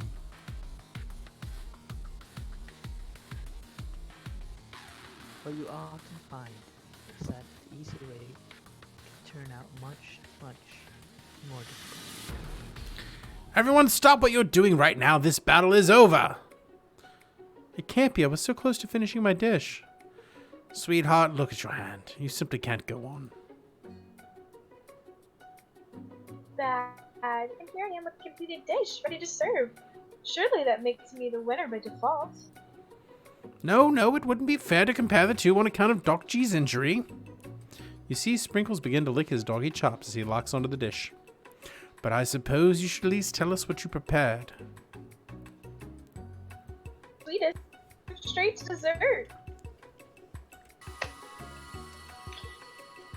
Under this white chocolate dome, you'll find a wide variety of delights, taking you on a journey of flavor that tastes good and tells a story of excellence. I was going to ask Doc G to do the honor, but since you're injured, I'm afraid that pouring the creamer of delicate hot chocolate sauce might be too difficult. Colonel Sanders, if you wouldn't mind lending me your strong, steady hand. Colonel Sanders pours the hot chocolate sauce on top of the dome, causing it to melt away, revealing the ingredients hidden within. Inside, you'll find a delicate fried cheese croquette, atop a slice of honeycomb, ice cream 2 ways, tender nougat, and pearls of blueberry gelée. Colonel Sanders seems intrigued, but perhaps not impressed as he dips his finger into the chocolate sauce. Simplicity isn't your strong suit, is it, Ashley? You? As he places a sauce-covered finger into his lips, Ashley leans over and whispers something into his ear. A dab of sauce sticks to his mustache. Internalize the rage you feel. Your rage burns so intensely within your eyes that they burst into flames. The flames cause your eyebrows to catch fire and turn to ash, and they fall off of your face, which means people will have a hard time understanding your emotions for the rest of the semester, perhaps forever. Embarrassed and ashamed by your poor performance, not to mention your crispy fried brow, you run for the quad to be alone. What a disgrace. The beautiful weather feels like an insult. Inside of you, a storm rages. It's Colonel Sanders. He's probably here to tell you that he and Ashley are in love and decided to get married. And he won't even ask you to cater his wedding because you're a terrible chef and an awful person. You try to hide from him, but he approaches you directly. I know you're hurting right now. Not just from the devastating loss, but from that run-in with the mixer and that small fight. You should get that checked out. I'm fine. Can you just leave me alone? I'm a loser. I'm not fit to fill your fryer. I'll never be a master chef. Failure is part of life. Not just for you, but for all of us. Do you think I've never failed at anything before?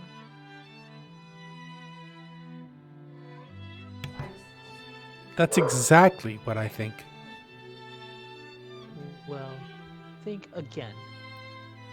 I wasn't always the man you see before, enrolled in culinary school, incredibly handsome, successful, motivated. Well, handsome, sure. I was born that way. But I've walked other paths and arrived at dead ends. I was passionate about life, but I failed as an obstetrician. I was passionate about justice, but I failed as a lawyer. I was passionate about lifestyle, but I even failed as a mule handler. A mule handler? That one is especially humiliating. Mules can be so cruel. I didn't know. People see my delicate ribbon tie and my well-kept beard and assume that I've got it all together, which is true now, but it hasn't always been. Sounds like this guy could really use a hug. I resolved then that I was going to amount to something. No amount of hours, labor, or money would deter me from giving the best I had to give. As Colonel Sanders changes focus, you can see something ignite inside of him. A burning passion. One has to remember that every failure can be a stepping stone to something better. My new dream is pure. It's honest. It's something that a humble man in a crisp white suit can be proud of. I will create a new chain of chicken restaurants that will bring joy to the entire world and make it up for my past misdeeds. Yay! Just as your moment grows intimate, you're interrupted by a threatening, shadowy presence. Battle scarred from the night before, you prepare for the worst. It's the Spork Monster! Gorko, the Spork Monster is here to fight Hero!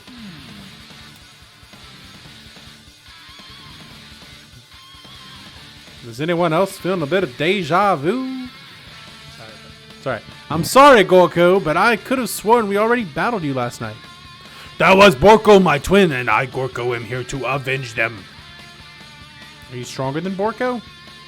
Well, we're twins, so no, not really. We're pretty much exactly equal in every way. Why do you ask? Colonel Sanders smirks. He's already on the same page as you. It's just we beat Borko pretty easily, so I don't think you have much of a chance. Not to mention, I feel really guilty about that. If I could take it back, I would. I think what Dr. G is saying is, can we just be friends? Life is too short for me. I suppose we really don't need to fight. It's just that I've got all these pointy teeth and claws and... What about a friend who wants to do? Surely you let me. Of course I do.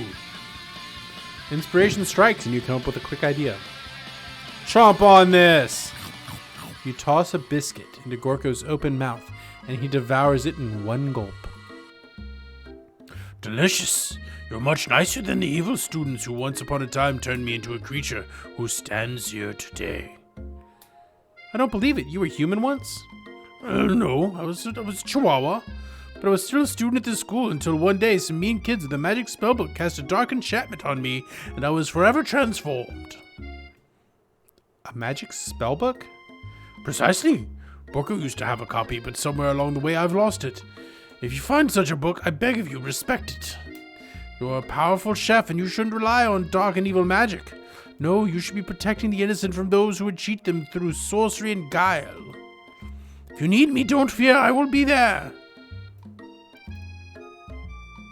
It sounds like there's some bad cooks in the kitchen of life. Talk G, together, I am sure we could defeat them. Come back to my hideaway. Can we discuss? A personal invite. You can't imagine what Colonel Sanders' home must be like, but it sounds like you're about to find out. Stepping inside Sanders' home, surrounded by his things, you start to feel a special bond with him. Looks like you live such an exciting life, Colonel Sanders. Every day can be an adventure if you approach it with the right attitude. Long ago, I made the decision to never stop searching, never stop working, never stop imagining. Have you been working on any new recipes of your own lately? I'm always excited to talk about food with another ambitious chef. Well, there is something. It's just a side dish that I've been tinkering with, trying to find the right balance of flavors and textures. I'm not sure I've nailed it yet, but I'm close. Colonel Sanders' eyes perk up as he starts to wonder what dish you might be describing. It's meant to pair with something spicy or something crispy. Both, perhaps? Now you've got him right where you want him.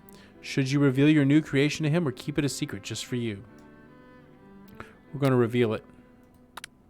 You decide that you're as ready as you'll ever be to share your original cooking with Colonel Sanders. Before you can talk yourself out of it, you decided to dive in head first. You reach into your lunch bag for a special dish that you've been keeping on ice all day. I present to you my original coleslaw. The shredded cabbage dish glistens in the light of Colonel Sanders' Lux Hideaway. Magnificent. Together you chow down on the creamy slaw until just a spoonful remains in the bowl.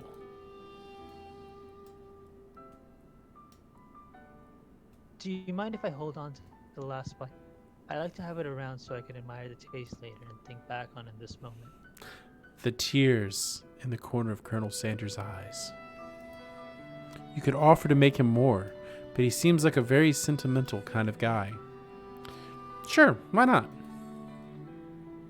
Please, make yourself comfortable. I'll be back in just a moment. You realize that now would be the perfect time to do some snooping. Around the room are various items you can look closer at. Each item seems to radiate memories and emotions. Tap on an item to discover more about the Colonel. Notice a very realistic stuffed chicken sitting on a corner table. When you pick it up, you realize it isn't just realistic, it's real. Taxidermy? Must have been important to Colonel Sanders when it was alive. A little note clipped to the chicken's foot reads, "The true state bird of the great state of Kentucky."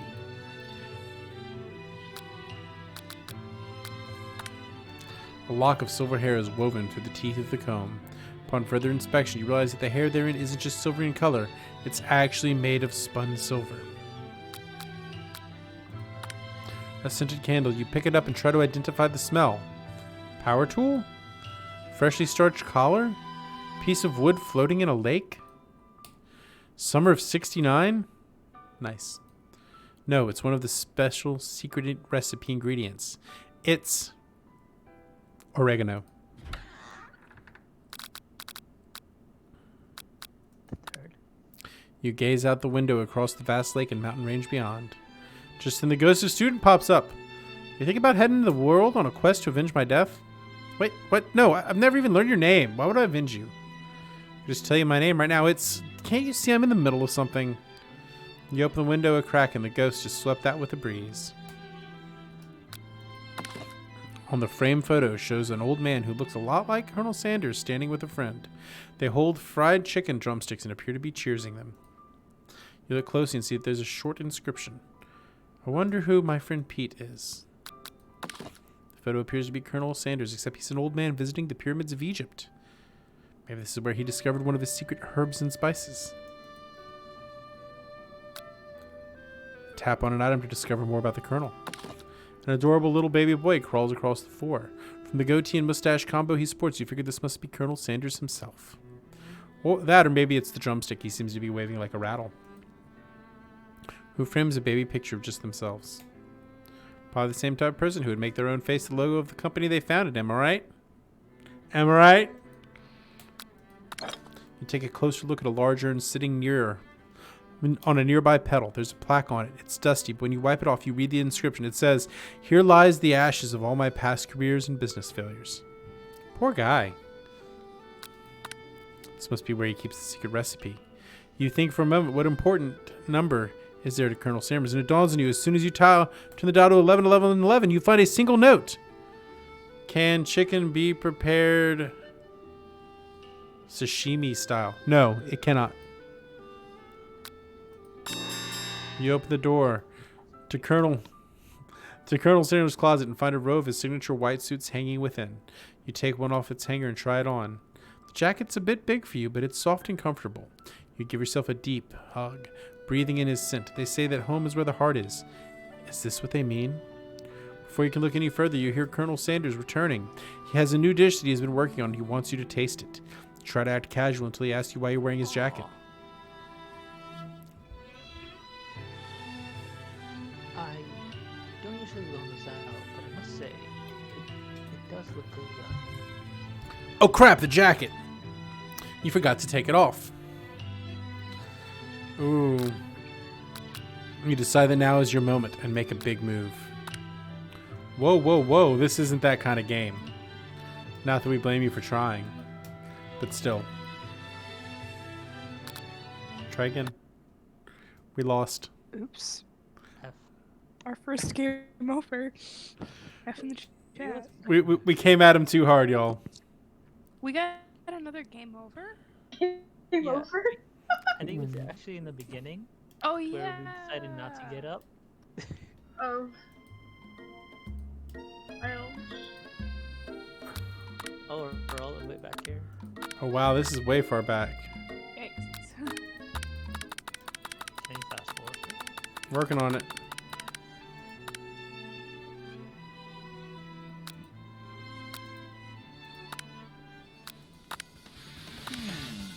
Alright, Spork Monster getting fought.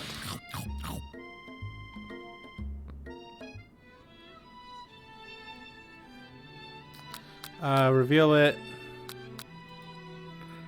Wow, I can't believe we actually got a game over there.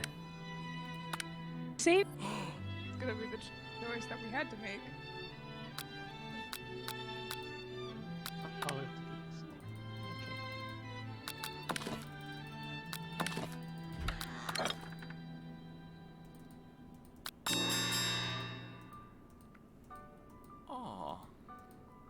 this. Okay, we're back.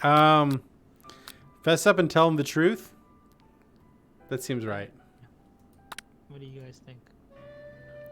I think I've. Oh, we got the hearts. We got hearts. All right. All right, we'll go with that. Might be developing feeling. Oh,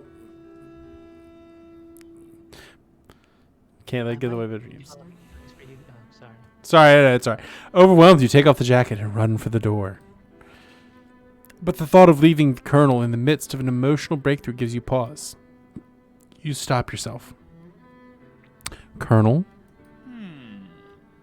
Yes. Doc G. I honestly think this may be the beginning of something wonderful.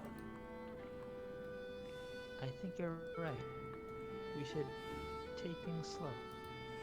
You talk late into the night and drift off into a slumber. Dream sequence!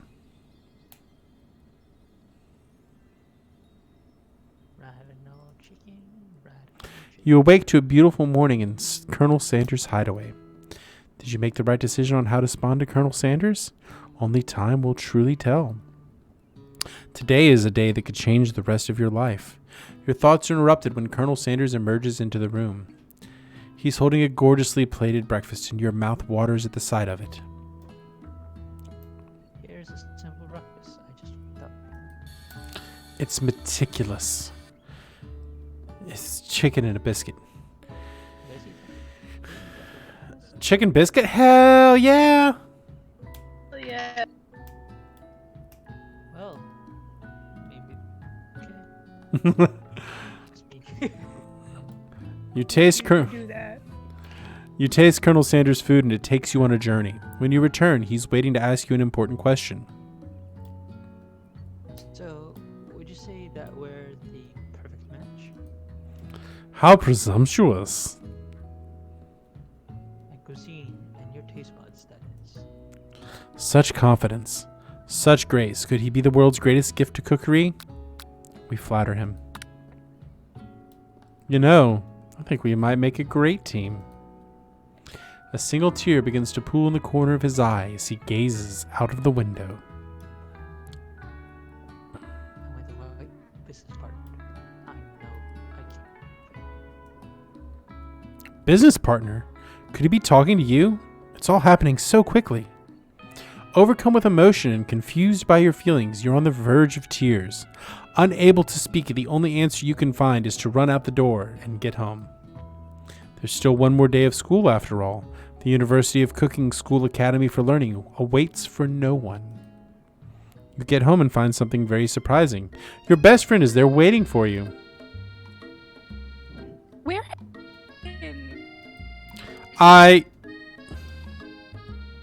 Because I had one heck of a night. I've been desperate to talk to you about it, but I couldn't find you. I got worried that something had happened to you. It's okay. I was just... But now that it turns out you're fine, I could finally go get you up to speed on the saga of Miriam. Sure, but... You will not believe what happened to me after school yesterday. I went on a date. You go, girl. I think I can believe that. Since I had been partnered up with Clank, he asked me to go out with him. Of course, I told him you'd better keep your dials turned to polite and respectful. I'm not that kind of girl. But he was just interested in spending some one-on-one time together and getting to know me. So I said, yeah, sure, I can get to know the little metallic guy. Long story short, he took me skydiving with his friends. But things quickly spiraled out of control. Did she just say skydiving as if that's a typical first date to go on with a talking pressure cooker? And now, I'm not really sure where we stand. Sorry, I gotta boot a bot real quick.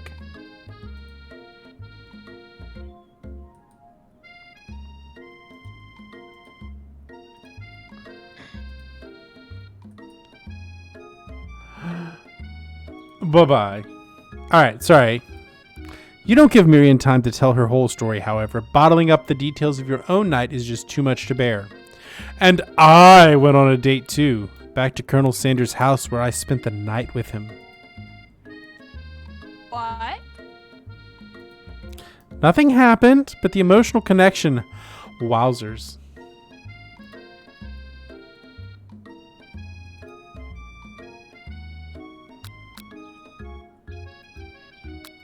Miriam. If being obsessed with Colonel Sanders is wrong, you don't want to be right. After a short argument, you both agree to go your separate ways. When you arrive at school, you encounter your rivals in a quad. You can tell from a distance they're picking on Pop, though he himself might not quite grasp that fact. Because, he's Pop. What's a swirly? It sounds delicious! Oh, it's great. I'll order you up one right away. I have my swirly with sprinkles, please. Sprinkles is a dog and a treat. Get your swirly dip too. Why don't you pick on someone your own size? Because I'm literally the biggest person in this school. Of course the Colonel Sanders rides to school, but who would dare to pick on such a gentle and beautiful creature? You got... It's Van Van. You got some nerve, Doc G. suggesting that I pick on a defenseless horse. Now you're twisting my words, and I won't have it. You clench your fist. But the injury from yesterday's mixer accident makes you wince with pain. Doesn't look like you can go on cooking like that. Might as well just give up.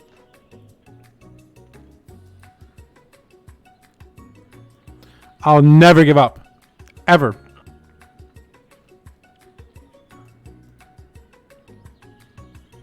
Colonel Sanders arrives just as it appears things are close to boiling over.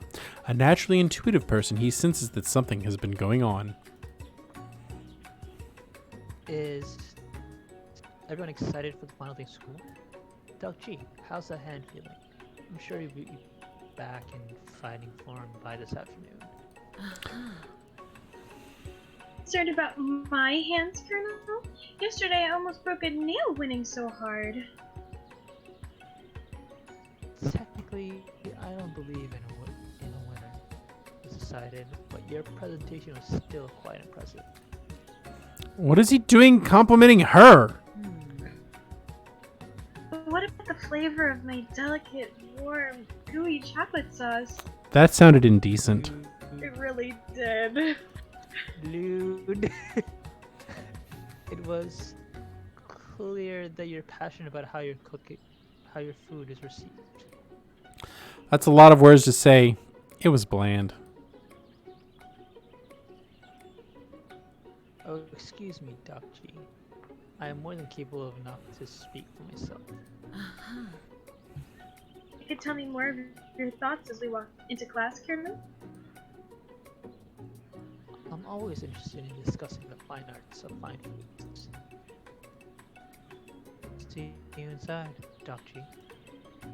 Annoyed by Colonel Sanders' inability to see Ashley for who you know she really is, you walk across the quad to get some distance. In an attempt to distract yourself from how slighted you felt by that interaction with Ashley, you take out the spellbook you recovered yesterday and start flipping through the pages. What? That's that book? It looks like bad news. It's just something I found lying around. It would appear to be some sort of grimoire, but I don't really believe in that magic stuff. A grimoire? Like a book of spells? I don't know. Who would spend so much time decorating a magic book if it weren't really powerful? I can think of one surefire way to find out. You open to a page covered with arcane warnings. Cast only in case of extreme emergency, it says around the edges of the page. I could use this spell here that says it will erase anyone I choose from all of my memories. If I scrub out Colonel Sanders, it would probably help me focus better on the upcoming final exam. Astic, couldn't you do something else? Like anything else? Not rooted in dark magic? Maybe tie a string around your finger? Okay, fine, it is drastic, but desperate times call for desperate measures. You've got a memory erasing spell sitting right in front of you, and a pretty good excuse to try it out. Don't do it after all. You take your friend's advice and put the book away. It's almost time for class. Sprinkles is already in the room, waiting for the students to arrive. He clears his voice to make a quick announcement. I want you all to know I feel something of a dog moment coming on, but I assure you it's nothing to be afraid of. His cute little nose scrunches up and he begins to breathe quickly. Dogs can be rather unpredictable, especially Sprinkles. Wait to see what happens. He must be hungry. Reach for some old homework to give him a snack. You reach into your backpack and grab some homework from the last semester that you forgot to turn in. Sprinkles immediately goes for it, gobbles the sheet of paper like it's a piece of fresh chicken rawhide. Ahem! I apologize for the outburst. I know it seems cliche, but not much in the world satisfies like ungraded work. My, Doc G, were you studying something with cinnamon? I have been sitting in on a lecture series around the art of cake baking. How insightful. This actually brings up an important point. Thank you, Doc G, for reminding me to dole out the indispensable bit of wisdom. You see, before he can go any further, Miriam's love drama spills over into the class. Sprinkles is interrupted by whirs and sparks coming from the back of the room. I told you to save it for after class. Oops, sorry, Miriam. Good. We can continue. I don't need to reread it. I was taking that opportunity to grab some water.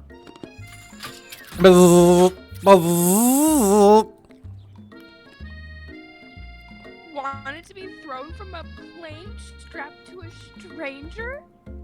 Miriam and Clank appear to be arguing, but you still haven't learned to speak Clank's language of mechanical noises. But no, you had to show up to your cool friends, Jeff and Joan. J&J forever. Watch us form a triangle in midair as we descend. Triangles are the strongest shape, don't you know?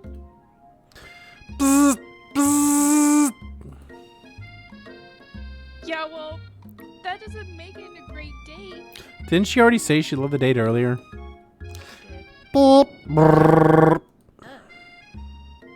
Then take Jeff and Joan with you. You can all hold hands as you pedal down a mountain or off a cliff for all I care. Clank begins to shudder. Steam pours out of the gaps in his panels, and then a loud ding stops him in his tracks. Beep. Bzz. No amount of... Make me want to eat that, Clank. Clank burps out a completely deep-fried sneaker. Considering that he himself has wheels, not feet, it's not entirely clear where it came from. In terms of deep-fried footwear, I guess it looks okay. Clank slowly rolls out of the room to be alone with his shoe. Everyone tries to pretend they didn't see the entire thing go down. Nothing like a loud public breakup to cast a pall over the final day of school. Well, that was unfortunate. But we mustn't be distracted from what lies ahead. The final competition showdown challenge exam trademark exclamation point. That's what I should call my finals from now on. I'm still working on the title, but I think you get it. Test time approaches. See you all in the arena. But before you can think about your upcoming competition, there's a very beautiful soul nearby in need of a pep talk. Hey, Miriam. Are you okay? Okay. I'm so mad I could smash a tiny mug spilling several droplets of hot cocoa all over the floor. How could he embarrass me in class like that? In front of everyone? Her tiny cocoa is a delicious treasure, so you know that this breakup is no joke, even if the source of her frustration is such a silly boy. I know that you know this, but I'm going to say it out loud. You don't need anyone. Me and you, we're going to cruise through this final test and hit the carpool lane to Success City. Miriam brightens up, imagining the wind rushing through her short bangs, but she hesitates to embrace the feeling all the way.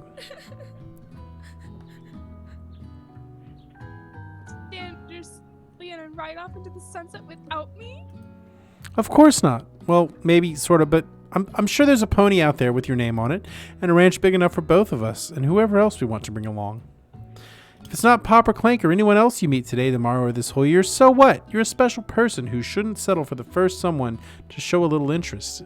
Anyhow. Miriam gives you a big hug and wipes the tears from her cheeks. Fun fact about Miriam's bangs, she cut them herself. I should really review my menu for today. I'm gonna make a very special soup. And I bet that Professor Dog is going to love it. While you were pep talking Miriam, you completely missed lunch. But that's okay because you had a better idea of how to spend time before your exam. You've decided to head to the arena early to practice a dish. This is it. The location of your final challenge. A test of will, a test of courage, a test of talent, and a chance to beat the pants off of Van Van, the supposed man-man, and his eviler counterpart, Ashley. As planned, you begin to run through a quick test of a recipe you've been working on, Doc G's famous chicken pot pie. After practicing for months, making this dish comes second nature to you, and you're able to quickly get a fresh pot pie in the oven. But as soon as you do, your cram session is interrupted by Colonel Sanders.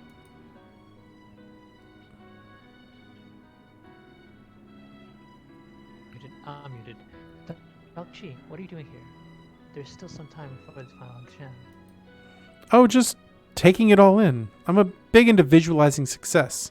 I'm looking at my station and picturing victory. The pot pie has begun to bake and the smell is slowly filling the space around you. Visualizing, huh? That's too bad. I was hoping you were here cooking something delicious. You'd usually happily share your food with anyone who is hungry, but the last time you let Colonel Sanders get in your head, it cost you a cook-off. You decide that it's time to put your cooking above your romantic desires, but that decision gets hard to stick to when the oven timer goes off behind you. We will fess up about our practice dish. Okay, you got me. Doing a little bit more than visualizing. I know to smell a pot pie from 400 yards. That's an oddly specific distance, but you'd expect nothing less from such an oddly specific man. You knew it was a pot pie just from the smell? Not just a pot pie, but a chicken pot pie. With an all butter crust. I'm hungry now. For real. And my Chicken nose pot is telling me pie. something else. Oh no, is it burning? No, I could smell that was made with a heaping helping of TLC. But it'll probably start burning any second if you don't pull it out. Channel. The moment of That truth. sounds weird. Wow. It's the best pot pie I've ever tasted. I've always loved country cooking, and I could eat this all day. There's no time left. The final showdown is about to begin. Sprinkles lay down the ground rules. There are no rules, that is, except to cook with everything you've got. You step up for the cook-off of a lifetime. You decide that mac and cheese plus the pot pie you've been practicing are just the dishes that'll pull you over the edge to victory. Meanwhile, Van and Ashley are prepping wildly elaborate dishes per their usual over-the-top selves.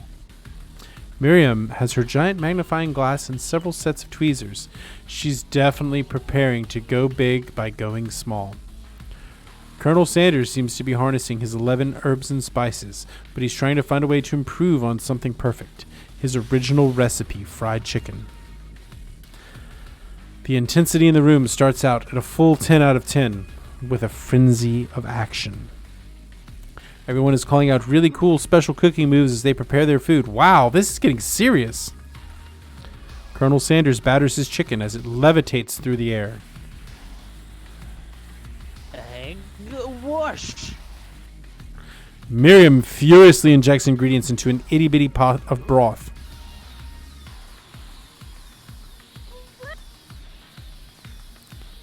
That also sounded lewd. Van flexes pectorals and he chops open a sea urchin. Let's rock and roll! Ashley scoops her pastries off the tray with lightning speed. Spatula! Even Clank gets in on it. $5 pressure point chicken cooking technique. Wait, when did Clank learn to speak English? Singularity, as was foretold.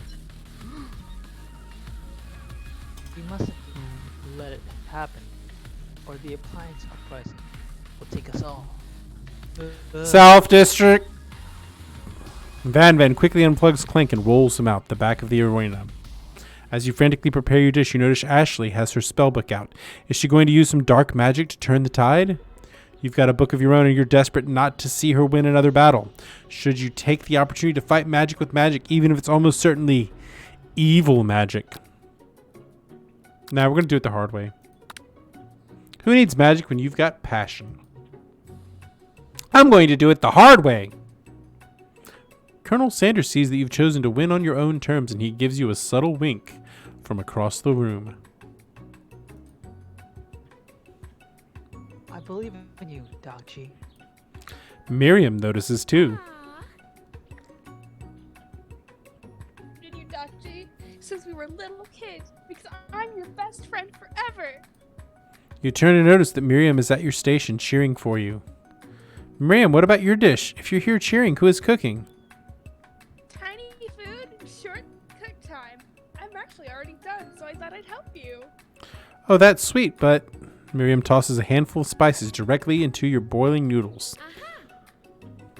It's the secret ingredient. It's cocaine. However, she doesn't know that you lied and the ingredient was made up. And where in the world does she get Eye of Newt from? The boiling pot explodes, sending Miriam flying backwards. The watery noodles begin to swirl in the air, bubbling up into a dark cloud that thickens and congeals before your very eyes. It is I, Steve, the spork monster. Steve, wait, what happened to Gorko? You're not here to battle me, are you? We spork monsters are many. I think Gorko had the day off. But you have conjured Steve, and I hate to battle. So I'd say you're doing pretty alright. Oh hey, you're in the middle of a cooking competition. I love this stuff. It's better than TV. You crazy kids and your culinary skills really impress me. Mind if I hang out? I'm sorry, Steve, but I'm kind of in the middle of something. Do you mind? Steve, the spork monster, notices that you've got the grimoire stashed beneath your cooking station. I see what you're up to. Crisscrossed some magical items and accidentally summoned me, eh? Yeah, you guessed it, sorta. If you're here, would you mind tossing some fresh noodles in the pot of salted water? I'd love to. I've always wanted to be a top chef, actually. You know, when I was just a little spork pup back in the old country.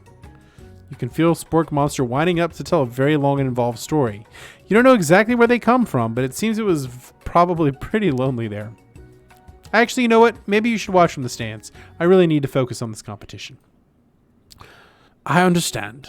It's kind of like the time in monster school that I had fallen asleep during scare tactics class, and when I woke up, you toss a serious stare at Steve, and he takes the hint.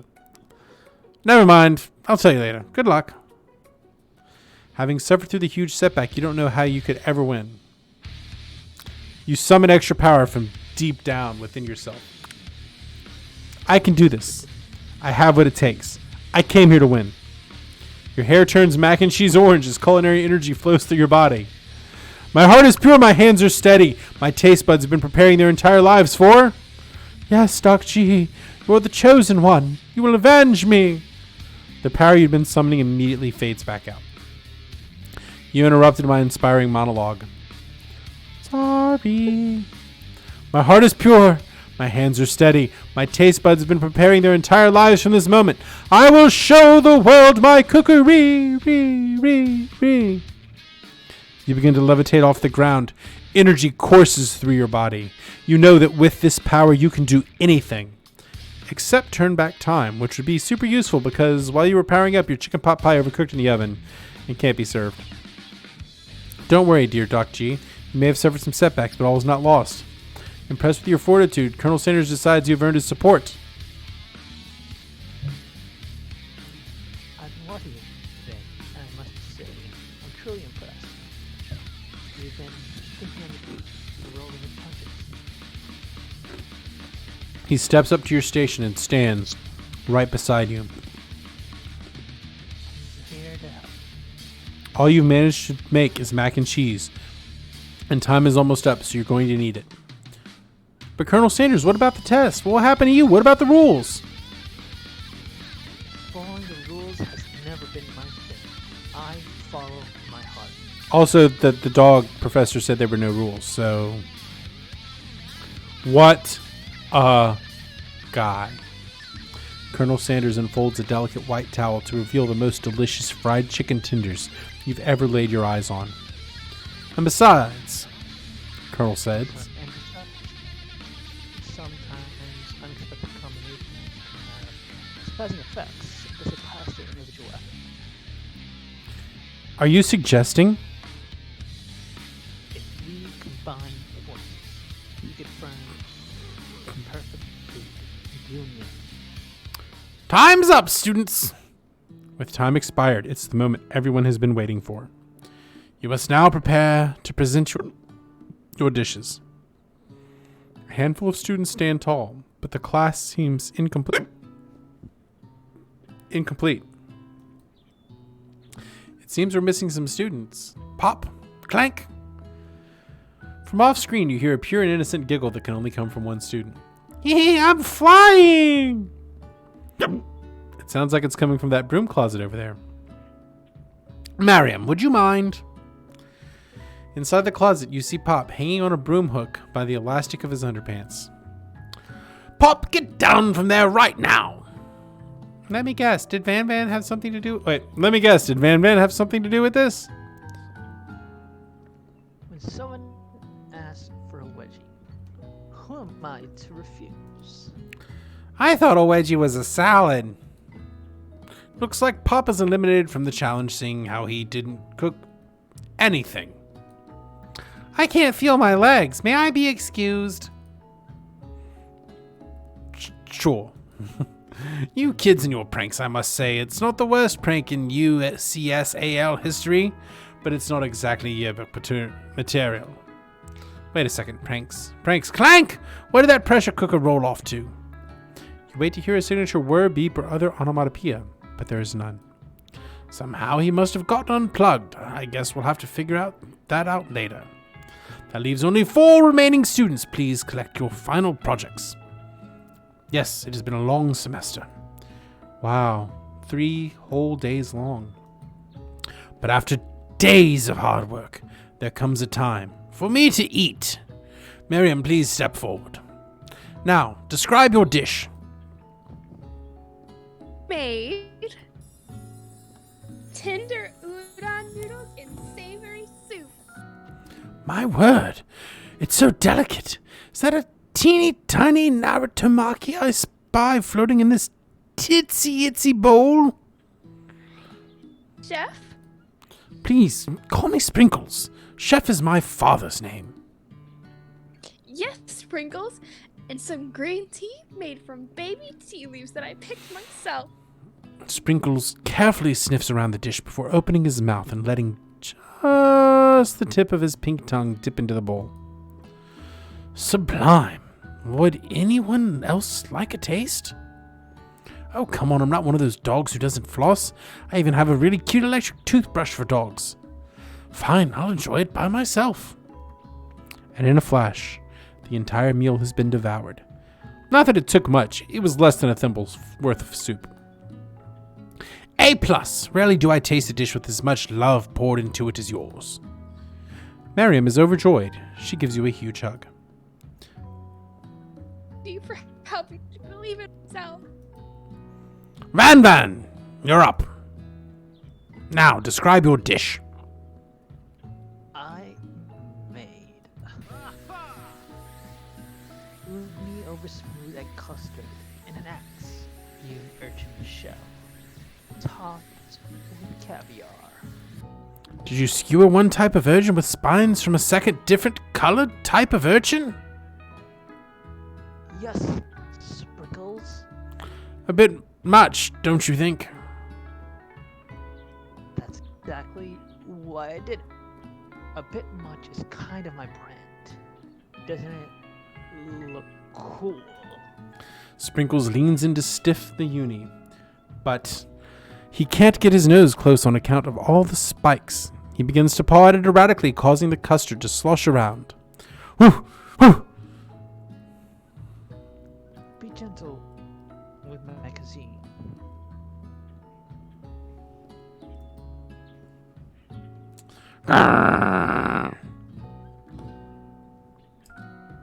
Finally, Sprinkles goes all in. Tongue first, but he can't get past all the needles. He reels back as his tongue is poked and prodded. Ouch! My tongue! The professor appears to be having an allergic reaction to the sting. I can't eat this! It keeps poking my tongue! Disqualified! A stunning turn of events. Who would have thought that serving food in a bowl made of needles could make it difficult to eat? Dejected, Van Van does not go gentle into the night. This is qualified for glamour? Don't discount simplicity! This isn't the last you've heard of me. Before forcing us to endure his swollen tongue for another moment, Sprinkles graciously laps up a bowl of milk. I know, I'm a dog and I drink milk, get over it. Sometimes it helps calm my agitated tongue. Next student, Ashley, it's time to step up. Now describe your dish. I made orange blossom Turkish delight and a light rosewater syrup topped with French meringue and connected by sugar glass. That actually doesn't sound too bad. Indeed, it's quite delightful. However, I'd ask that you please refrain from eating it or attempting to taste it in any way. It's very fragile and meant to be a display piece. Don't eat the food. At a cooking school?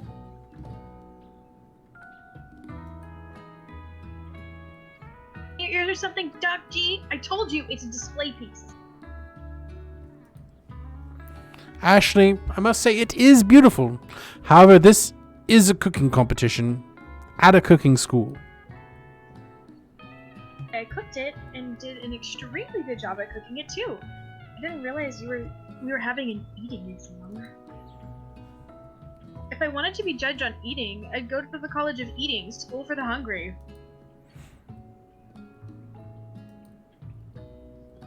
Suppose you could smell it if you absolutely insisted, but don't breathe too hard. You might disrupt your sugar spiral. If the food cannot be eaten, it cannot be judged. You are disqualified. Rage overtakes Ashley as she finally cannot keep her two-faced routine up. You wouldn't know high-end cuisine if it cooked you! And with that, Ashley storms off to rededicate herself to being the best, but this time without being shackled by trying to be fake nice and liked by everyone. You've heard of me either. If this class gets much smaller, I'll be teaching myself. You and Colonel Sanders, the final cooks, step up together. Two chefs! What began as a bowl of delicious mac and cheese has become something else. He examines it closely, sniffing and eyeing the bowl. Uh-oh, I don't have a good feeling about this. From somewhere in the room, a literal drum roll plays. Just when I thought I'd seen everything in this kitchen, you give me this thing, and completely blow me away. In my 49 dog years of life, I have never tasted anything so delicious and perfectly balanced. It's so delicious, in fact, that everyone passes the class. You pass, and you pass, and you get a pass. Everyone gathers around and partakes of the mac and cheese bowl. They all seem to transcend this reality into another dimension. You win. Together, you and Colonel Sanders have made a new menu item. The new menu item is so impressive that Van Van and Ashley are drawn back by its magnificent fragrance. When they gaze upon your mac and cheese bowl, they admit that you are indeed an excellent chef. Sprinkles declares that you have passed. Everyone has passed. There were supposed to be more battles, but come on, how could they be better than this one? Now that the school year is complete and everyone has graduated, the students return for one last assignment, to get their groove on.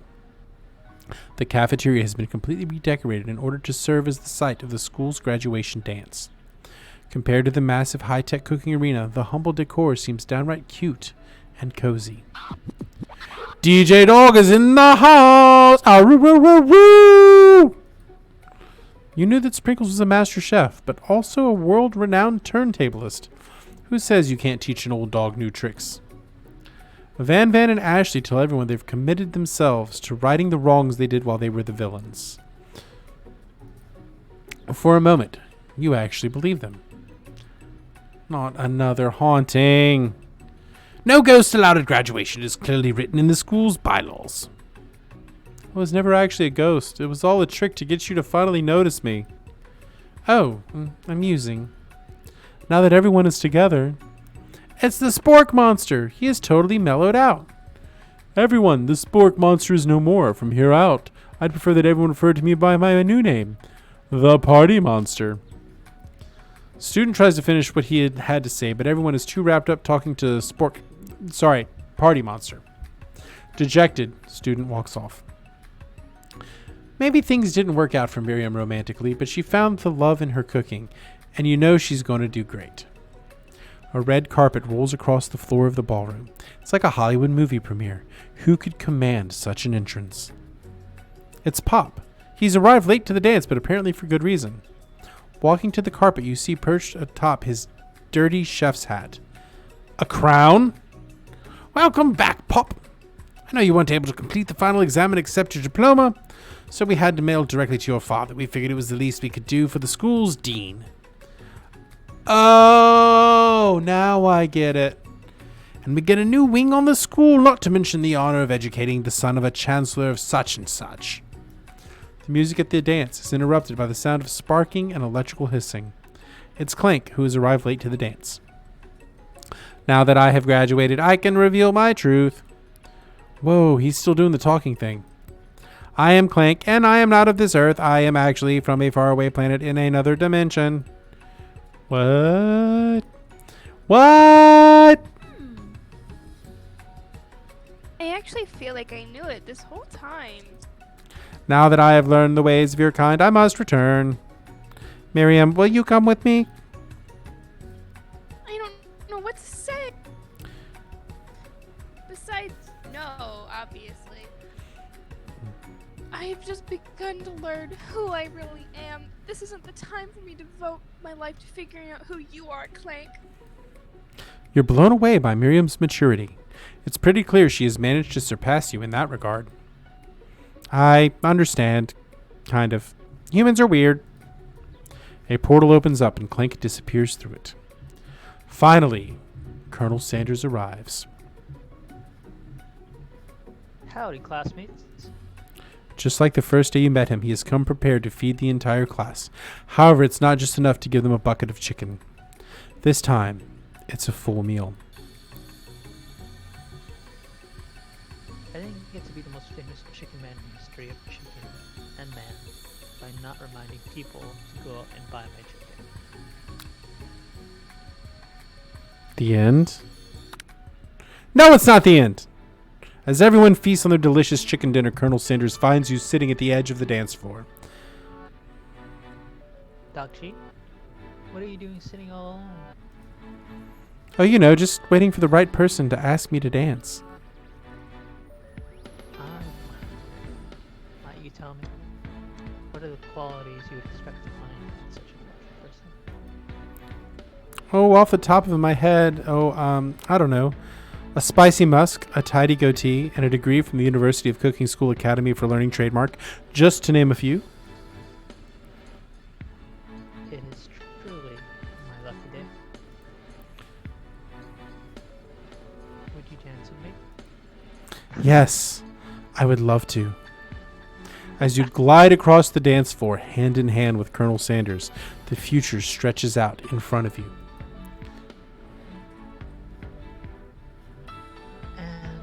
Once my 100th franchise is up and running, I'll be ready to take a day off. And I'll be so glad to spend it together with Doc G. How sweet. We'll work together and play together. Colonel Sanders stops dead in his tracks. Work together? Well, I think this is something I need to do by myself. But who will help you run your restaurants? I don't believe I need help. Besides, based on your time at school here, you really think running restaurants is the best path forward? Could it be you found a love connection, but failed to earn Colonel Sanders' respect as a chef? Can you live with only half of him?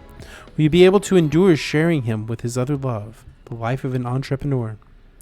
I suppose I could enroll at pastry school. Oh, my dear Doc G, I'm sure that you'll find your place eventually. Along the way, you'll have me by your side. The end. So I guess that was just one of the ending. I guess. There's gotta... What? I think Petal got disconnected. Oh, Pedal DC'd. Yeah, there has got to be multiple endings to this. Not that I'm going to go back and grind through them. But there's got to be one where you earn his respect and his love. I can't believe that for an ad, like KFC put this much time and effort into a dating simulator game. Like, why. But on the other hand, I kind of loved it. Yeah, it was out there. I'll say that. It Yeah. was hilarious. I love how we had a whole anime OP at the end there. Oh yeah, I know it was pretty good. This was definitely worth it. This was a great incentive, and I'm glad we made it. But our next incentive, dear friends, at 130 follows, we're currently sitting at 106 followers. At 130 followers, we will have a cooking stream, so that'll be fun. So that is a next thing to do. But speaking of cooking, I actually need to go and cook dinner. Although I really want to just go get some KFC. Damn you! It's worked well.